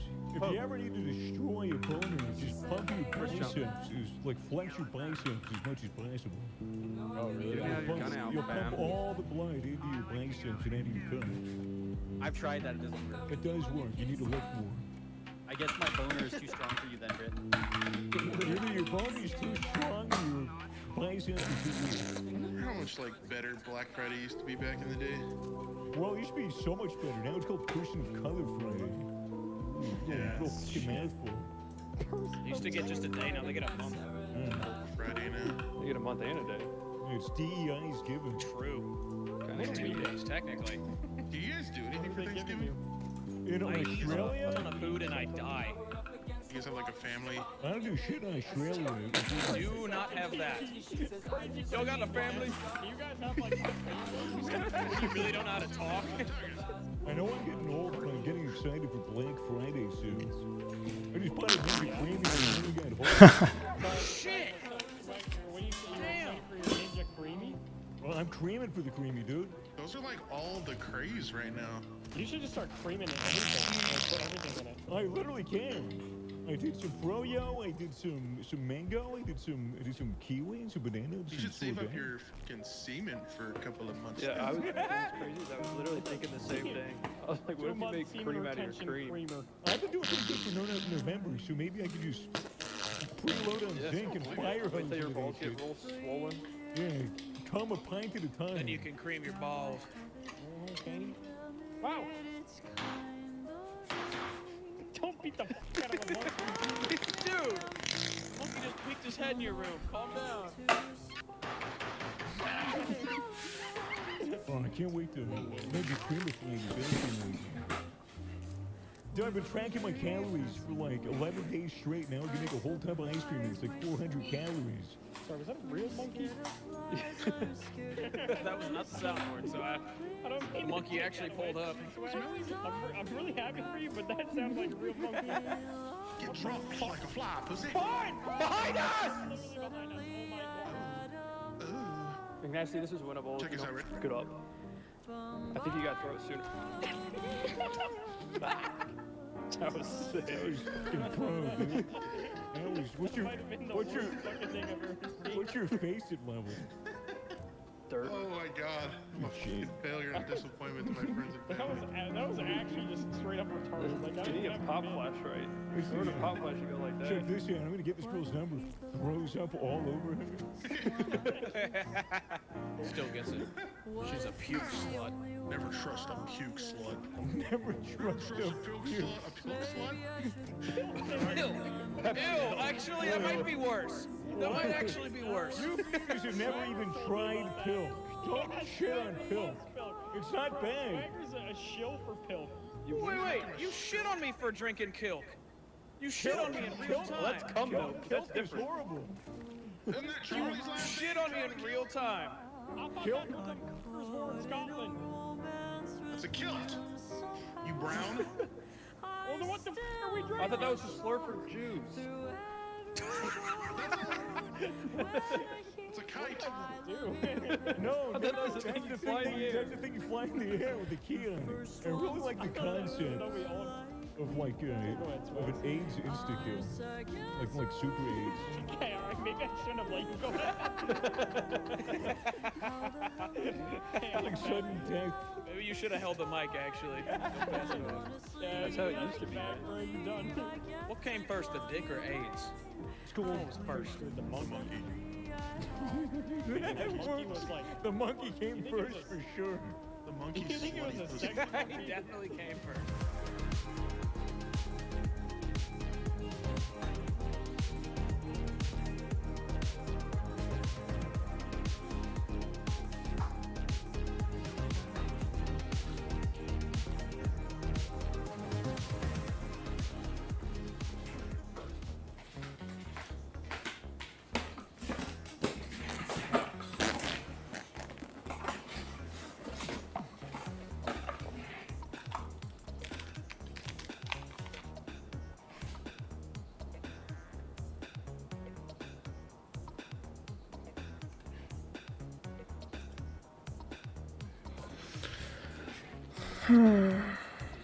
Alright, let's be real. I know not all of us right here are trying to drop a small fortune on an electric scooter, especially if we're on a budget. We just want something fun, reliable, and just cheap enough to justify the purchase.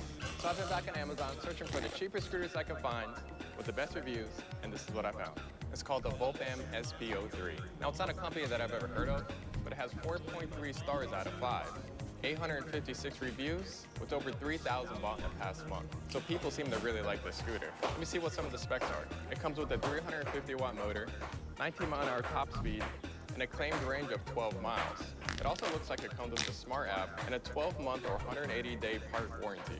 So it's nice knowing you have that in case you need it. All for a price of $179. I'm curious to see what some of the reviews are, so let's take a look. Here's a 5-star review from Winnie. Love this scooter. The package comes with a manual, a scooter, hopefully the scooter's in your package, several screws, and Allen keys. It's easy to install, just 3 steps and can be done in 15 minutes. Now I think I'll have to set a Let's timer. watch my goats. Let's watch my goats. So you have 8.6 million shares traded on a 500,000 float.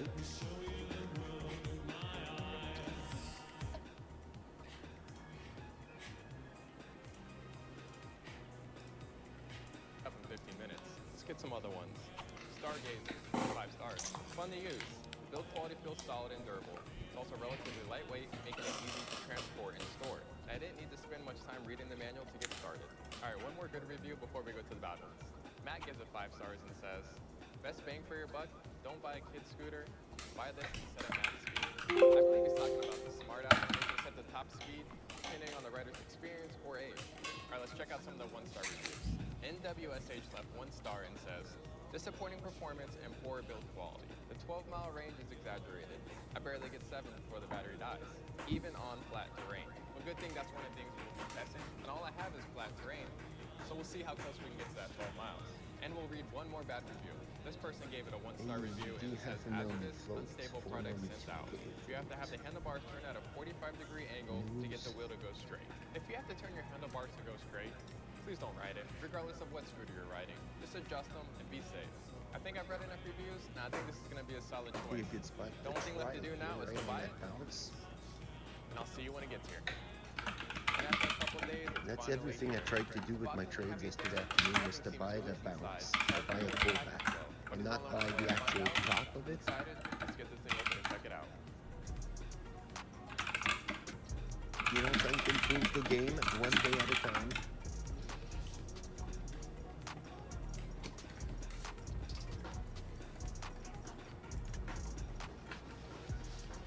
Still a lot of selling, it seems like.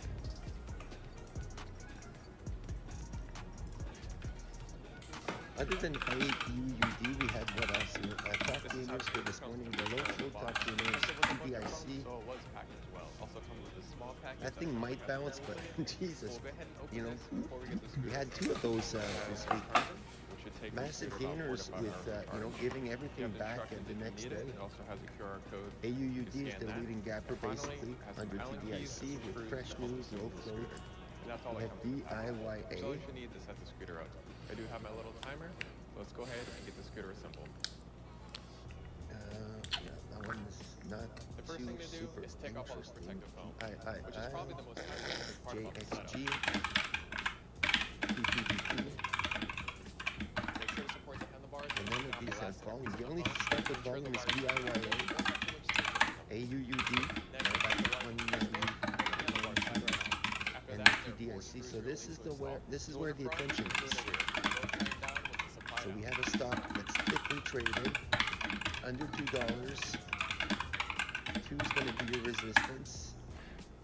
Maybe we wait for a... Lock it into place by pushing a locking mechanism forward, then clamping it back when it's finally set in place. And that's it. Super easy setup in just over 5 minutes. With it unboxed and fully assembled, the only thing left now to do is to fully charge it. And then we can finally put this Vulcan scooter to the test. Welcome aboard the SPO3. The scooter charges 100%, which is important because we are doing range tests today. The manufacturer claims a range of 12 miles. Thomas says they can only get 7, so we'll see how true that is. I have the smart app connected so I can see how far we go and how fast. And we'll talk more on the app later.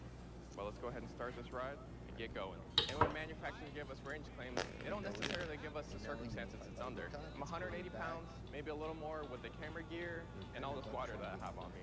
It is hot, so I love you guys. All the terrain around here is flat, so we don't have to worry about any hills. And I will be switching between different modes, trying them out.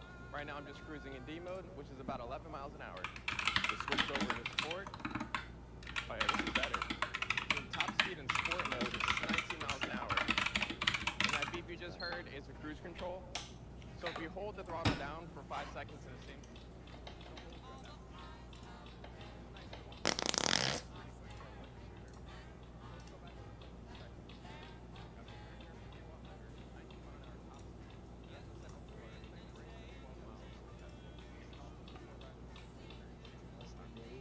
is in the $10 range.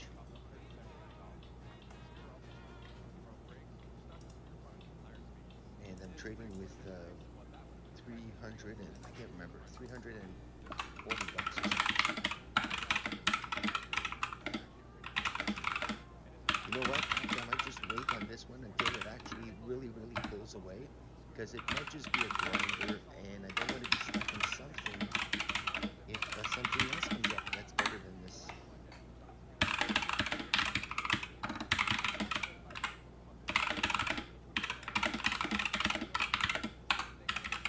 Yeah, because it looks a little bit choppy on the way up.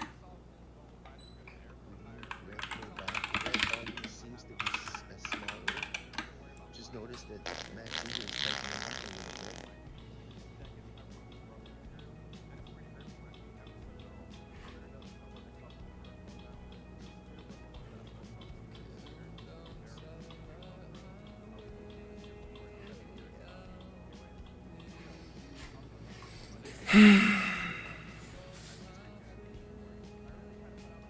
I don't like grinders because if something better shows up, I'd rather trade something that I'm comfortable trading. I hate waiting on stocks, and when I wait and wait and wait, and then I get a big red candle, can't manage my risk. You know, it's more than annoying, because I know that I'm not following my process.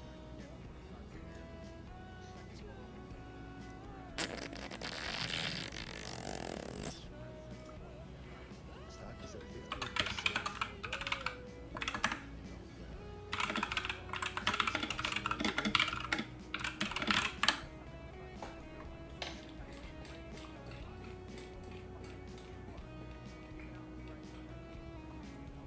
How can ABB have 400,000 folk and have multiple 15 and 10,000 positions at the bid and ask?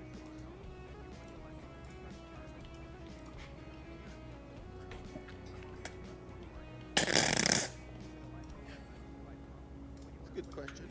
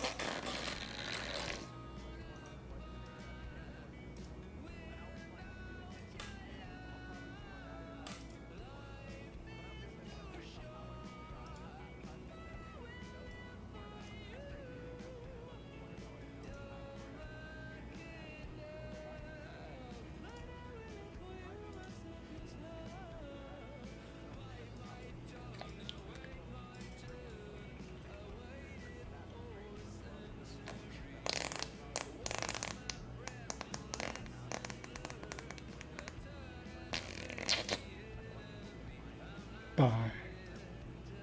Bye bye. Bang, bang, bang. So buying off of the 9 average seems to be nothing.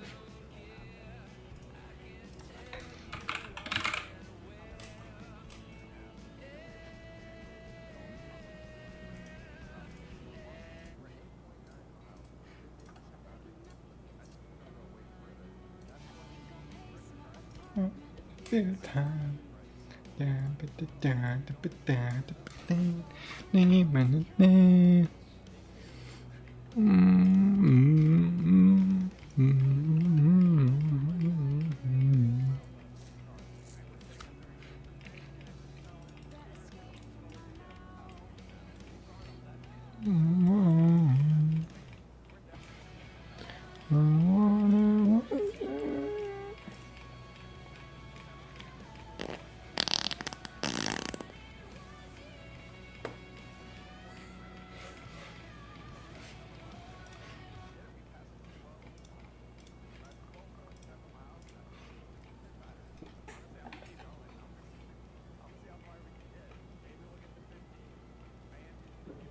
Breaking 2 here, getting in, got a position at 205.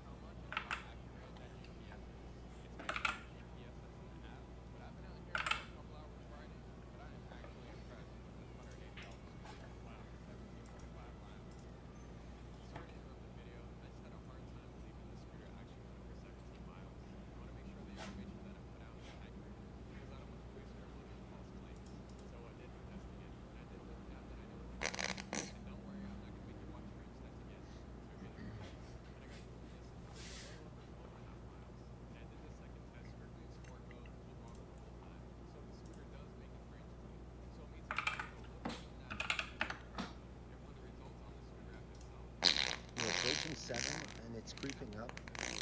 So I'm looking for that 220. Hopefully we break over 220. But it's very thickly traded, so I'm not sure how long this will take. Oof.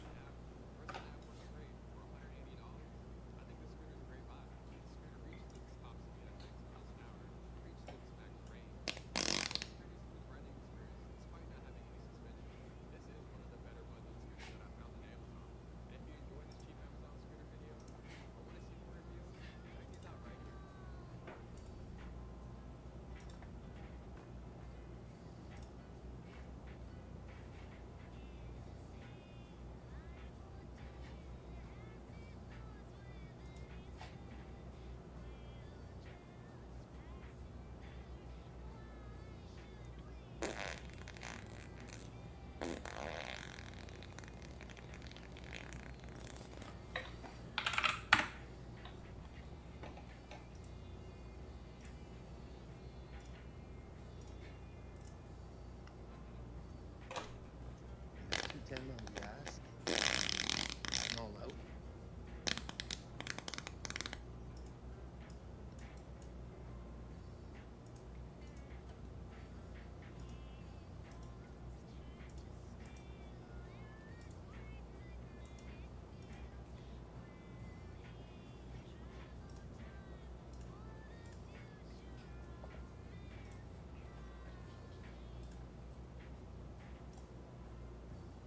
We'll keep waiting here.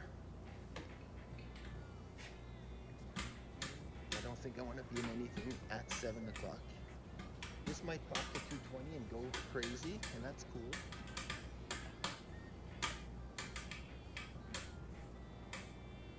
You know what I'm looking for?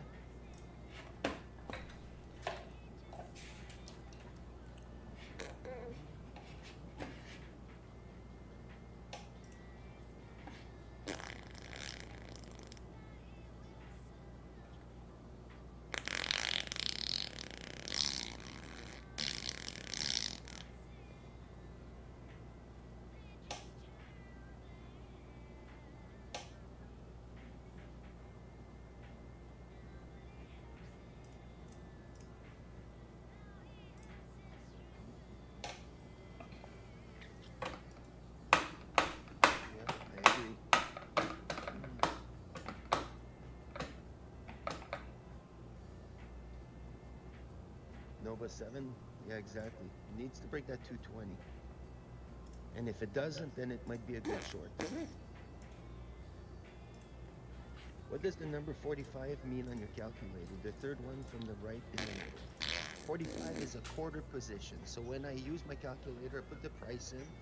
It shows me my max size, which is the 178. And a quarter position is 45 shares. So typically what I do, like in this case, instead of going the full 45, I want 40. Because if it starts to pull away, you know, I'm trying to use all my account. And I might not fill, you know, so I just reduce it to 40. And I know I can hit it 4 times, you know, quarter, quarter, quarter, quarter. So that's kind of how I try and manage it. I usually have zero risk management. I should say that. My risk management usually happens when I start to panic. Then I go, all right, what's my exit here now that I'm down $50? You know? And you guys have been pushing a lot for that, and I'm listening. I'm slow, I know it. I'm slow, but slowly getting there, slowly getting there.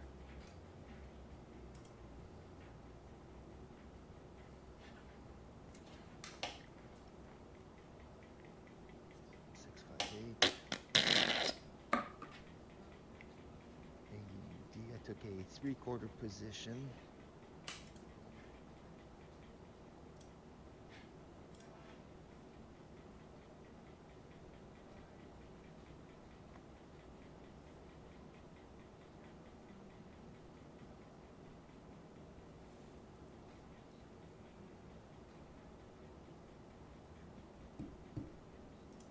Other than that, there's not much going on the scanners. HCWB is the other one.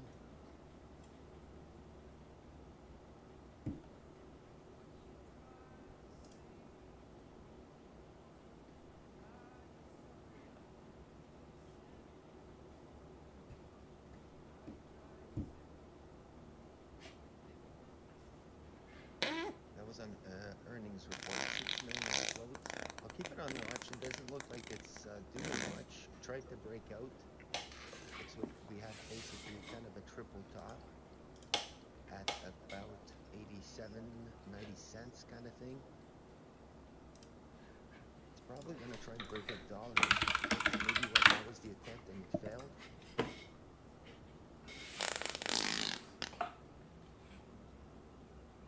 Currently under VWAP. Not much to look at. The running up scanner started this morning with TDLC, HCW, MRNO. That's another one that's known to make runs. There's no apparent news on it today.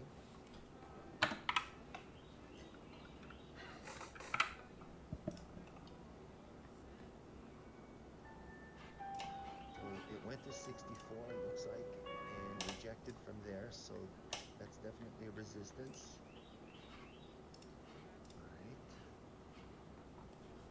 ML Go. That's another one that's known to make these types of runs. Fuck me. And used yesterday morning. ML Go.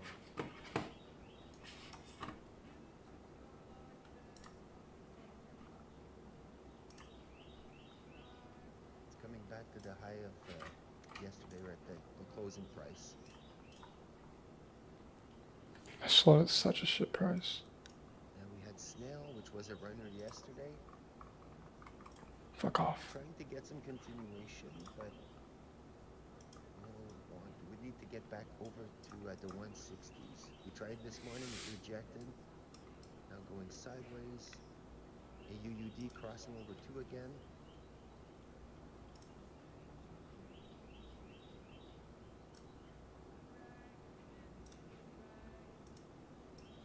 Now for me, this needs to get back over the 210 level. The 203 might be your first sign that this might be going to the 210.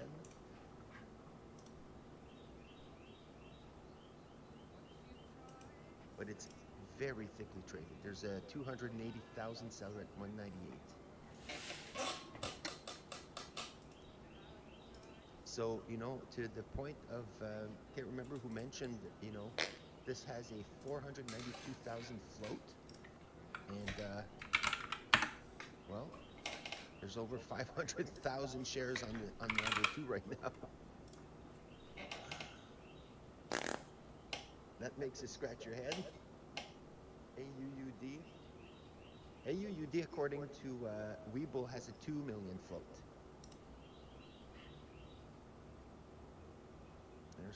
They're printing 202. That 280,000 just keeps moving. So is it a real or 500,000 shares right there? Yeah, people are selling at the top here, in my opinion. That's kind of what I'm detecting.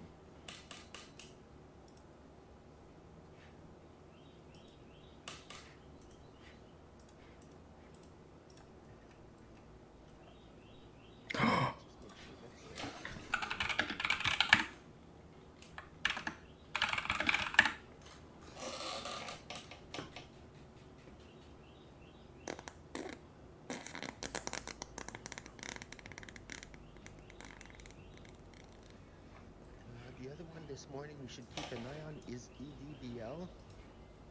Nothing with news at 7, eh? EDBL, they have earnings report scheduled for this morning, and this is one of those stocks, multiple splits, it can do wild things. So if they have a good earnings report this morning, this could be a run for the dollar. EDBL.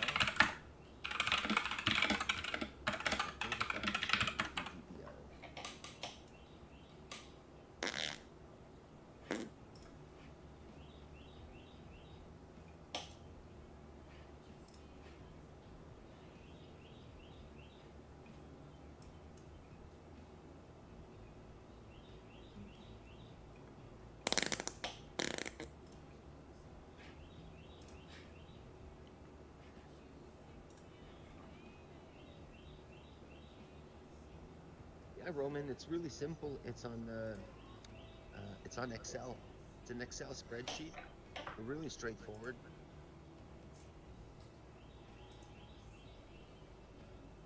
But yeah, definitely have to do something like that.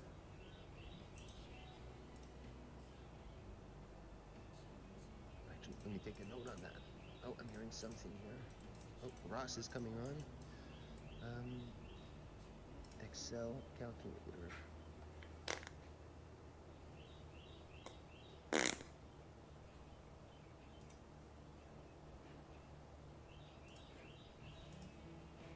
I'll figure something out and I'll put it.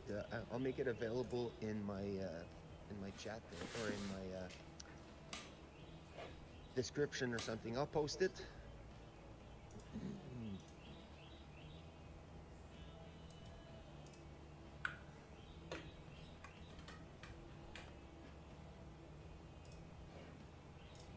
Oh, that was the newsroom coming on live.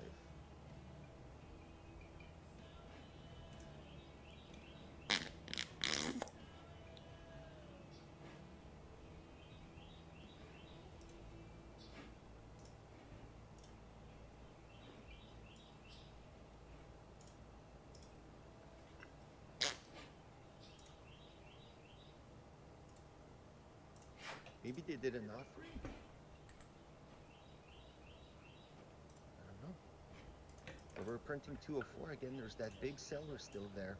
I don't know if he's just there to put pressure on it, but there's a 420,000 share buyer and a big seller as well.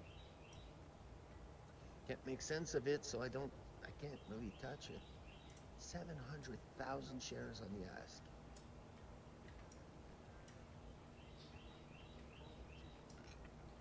See, I'll be honest, I just don't know what to make of something like that.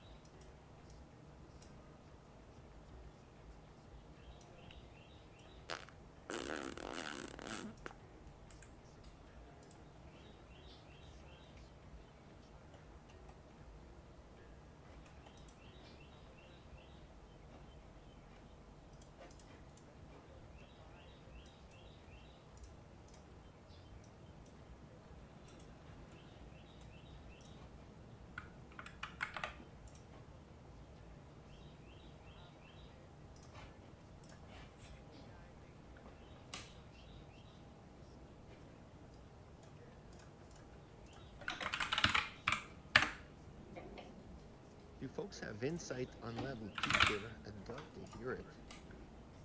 We have these big orders, like right now, 420,000 at 202, and the minute we start to hit it, right, it just jumps up. It goes to 203, 204. Just doesn't want to get absorbed. And it fluctuates, you know, 140,000, 280,000, 420, 560. 700,000. Boom, and now it just gets out of the way when it starts to move.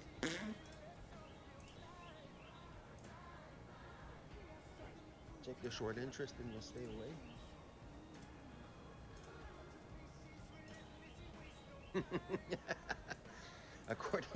According to Day Trade Dasher, this thing has a float of 492,000 and it's short by 433,000 shares. On Webull, I see a float of 2 million shares. I don't know if you guys have a different float count, but we clearly have a float discrepancy here. And, okay, I see what you're saying. People want to keep it there. So, in other words, if this starts to break above 2 and we start holding above 2 and we tickle the 220s, you might see some coverage starting. Maybe that's what we're seeing here. But they're just, I don't know, they're trying to keep it down, obviously. Right?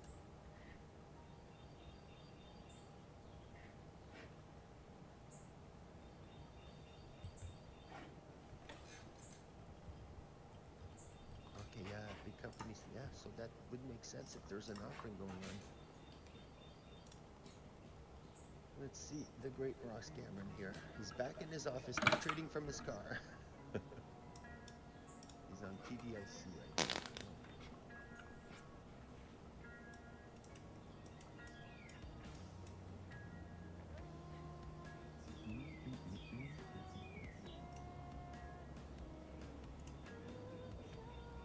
Try to buy Hupsy at 0.19 or 0.8. I tried to buy it at a much cheaper price. It's gone up a shit ton since.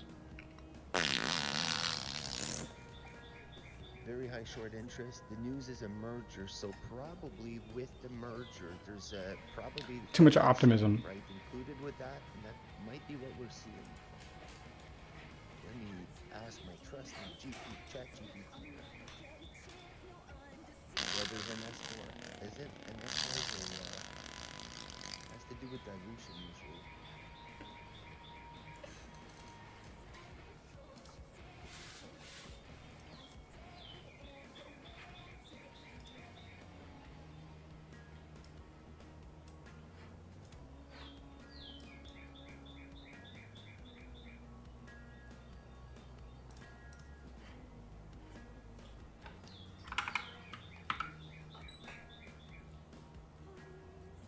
So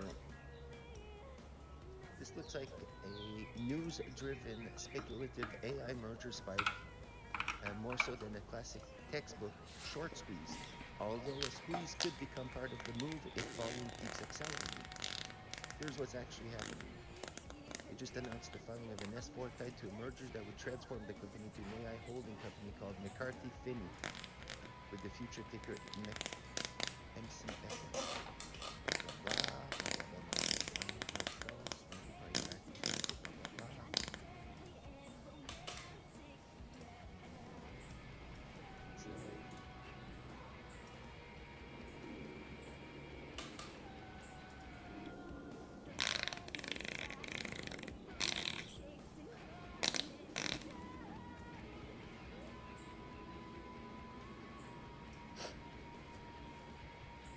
The ultimate clip.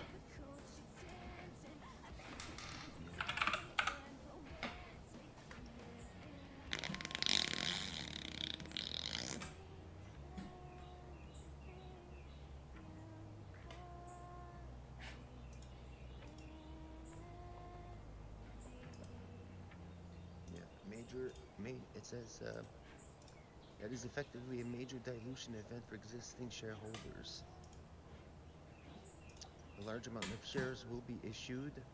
The ownership pie gets massively reallocated.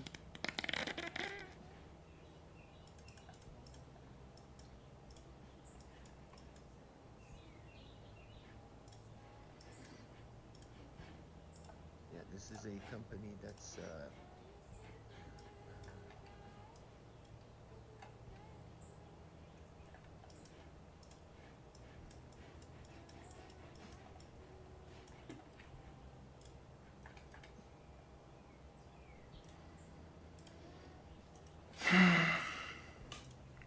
and maybe that's the thing, right? It's the stock of the moment.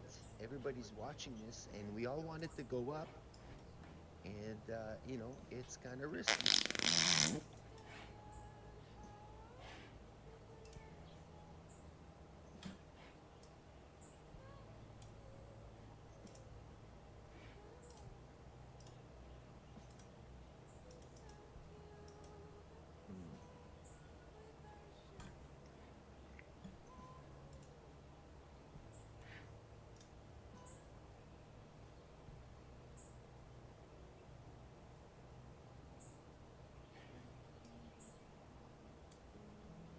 Why not trade HCWB to $1? Because, let's pull it up. Because I don't think this is going to break anytime soon. And if it does, we'll hear it. Seeing E-Lab here getting a little poppy pop. My scanner on. Volume.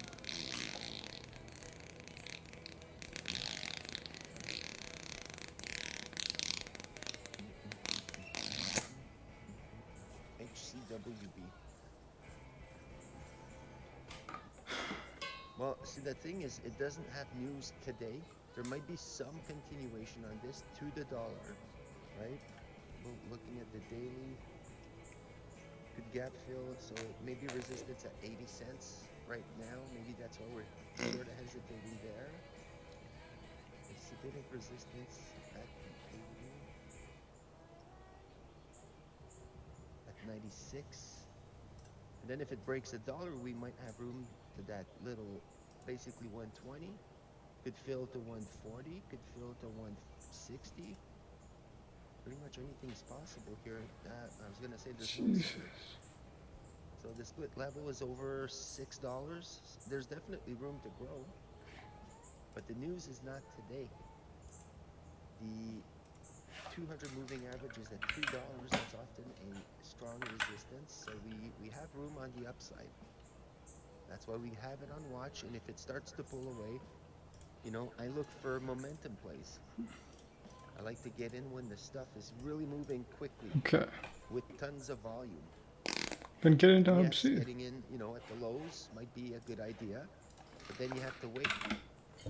And when it pulls back like that, you get stopped, you get a little bit of red. Hang on here.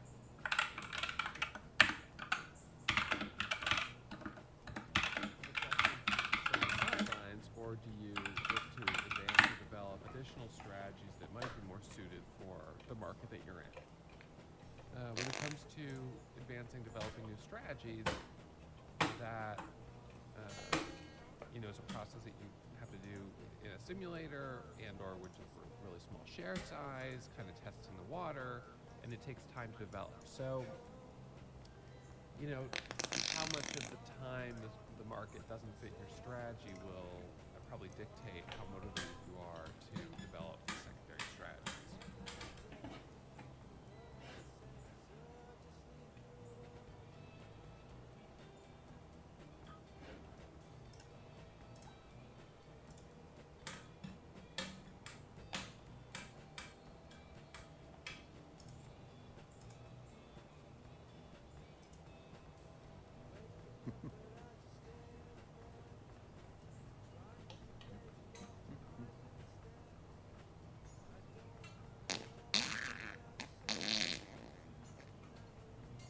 HUBC.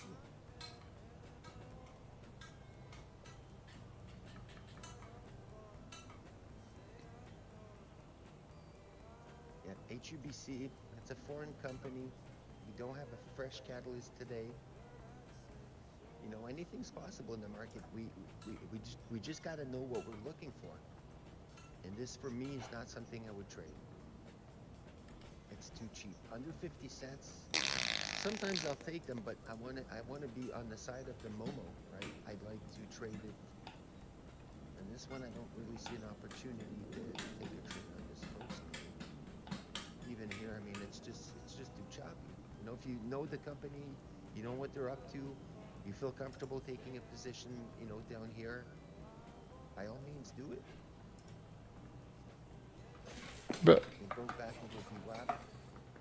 It needs to stay above that to show strength.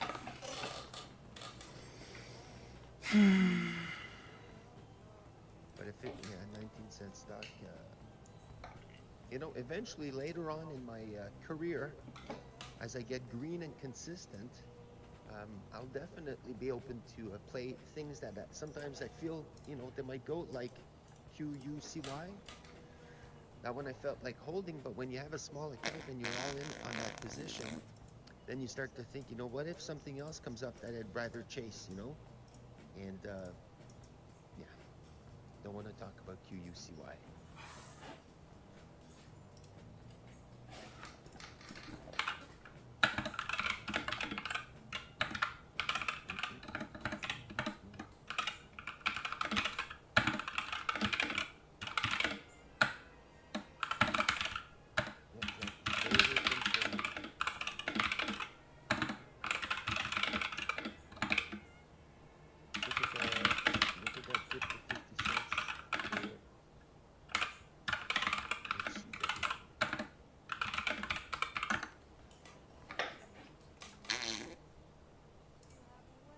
Think it's gonna dip to 50 cents?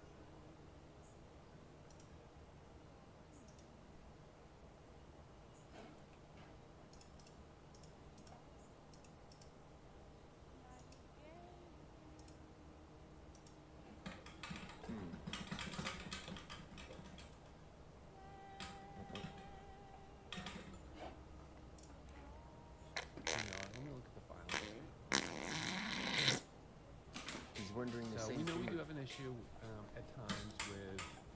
not being exactly clear what the float is. So I'm seeing a float on the March 4th filing is 3.8 million shares. Okay, so that was March 4th. That's coming up to So life you go here, back. HCWB. This split was in April, so you had a split in April. So 3.4 divided by 7.7, so 444,000 share float approximately.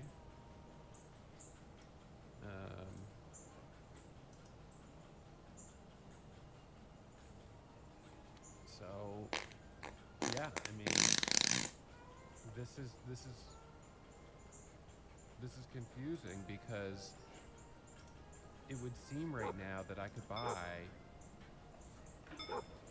100,000 shares very easily. In fact, I think you probably could buy 400,000 shares of this stock if you wanted to. If you just kept buying, that's the buy. Thank you for that. Breaking $1. Then you would be buying also from anyone who is selling. There would be no more sellers because you would own them all, and the stock would, I mean, it would rise as you buy those 400,000 shares, and then it would fall as you sell them. Where are you seeing that float of 5.5 million shares? Because I'm looking at the actual SEC filing. So any data vendor that, like, even our data, gets it from the filings, but you've just got to make sure that another good entry here, I guess, right? Buying that little micro pullback, but like, we're at $1, and I think we might get a lot of resistance here. That's just my opinion. We have room to 120, in my opinion, again. But you know, the news is not from today. So they show the same float. I got my little scalp on it. Yeah, I you only do have played, to pay for BAM SEC. probably a quarter position. What did I buy? About 100 shares.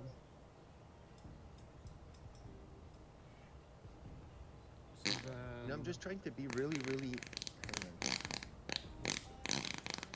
Just want to see what Ross figures out for AUUD. While he's looking.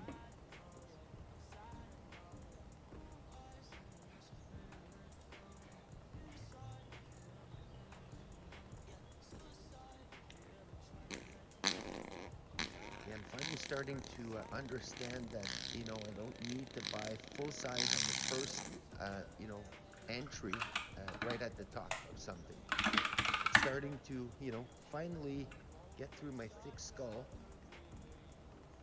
and, you know, taking profits quickly.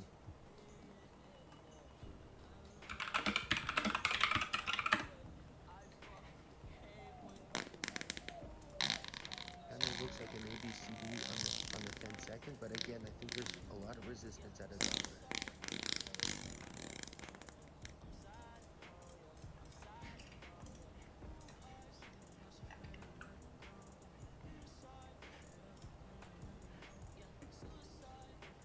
Trying to come up to it again.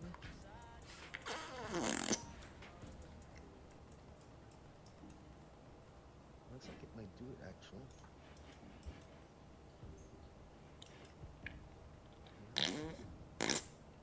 There's the 101 printing. So that would have been a nice pullback to buy again here. So I'm starting to maybe catch on.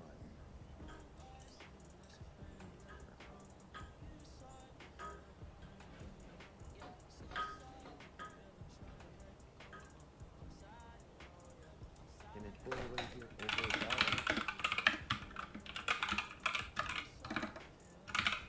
I know that I'm not chasing it. I got a green trade on it. And now that we're at $1, we don't have fresh news today. It might go. I'm not saying it can't go. It just means that for me, you know, it's a pass.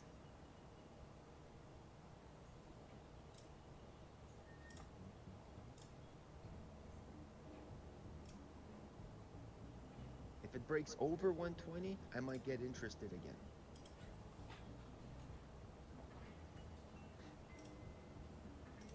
102 printing, 103, 4,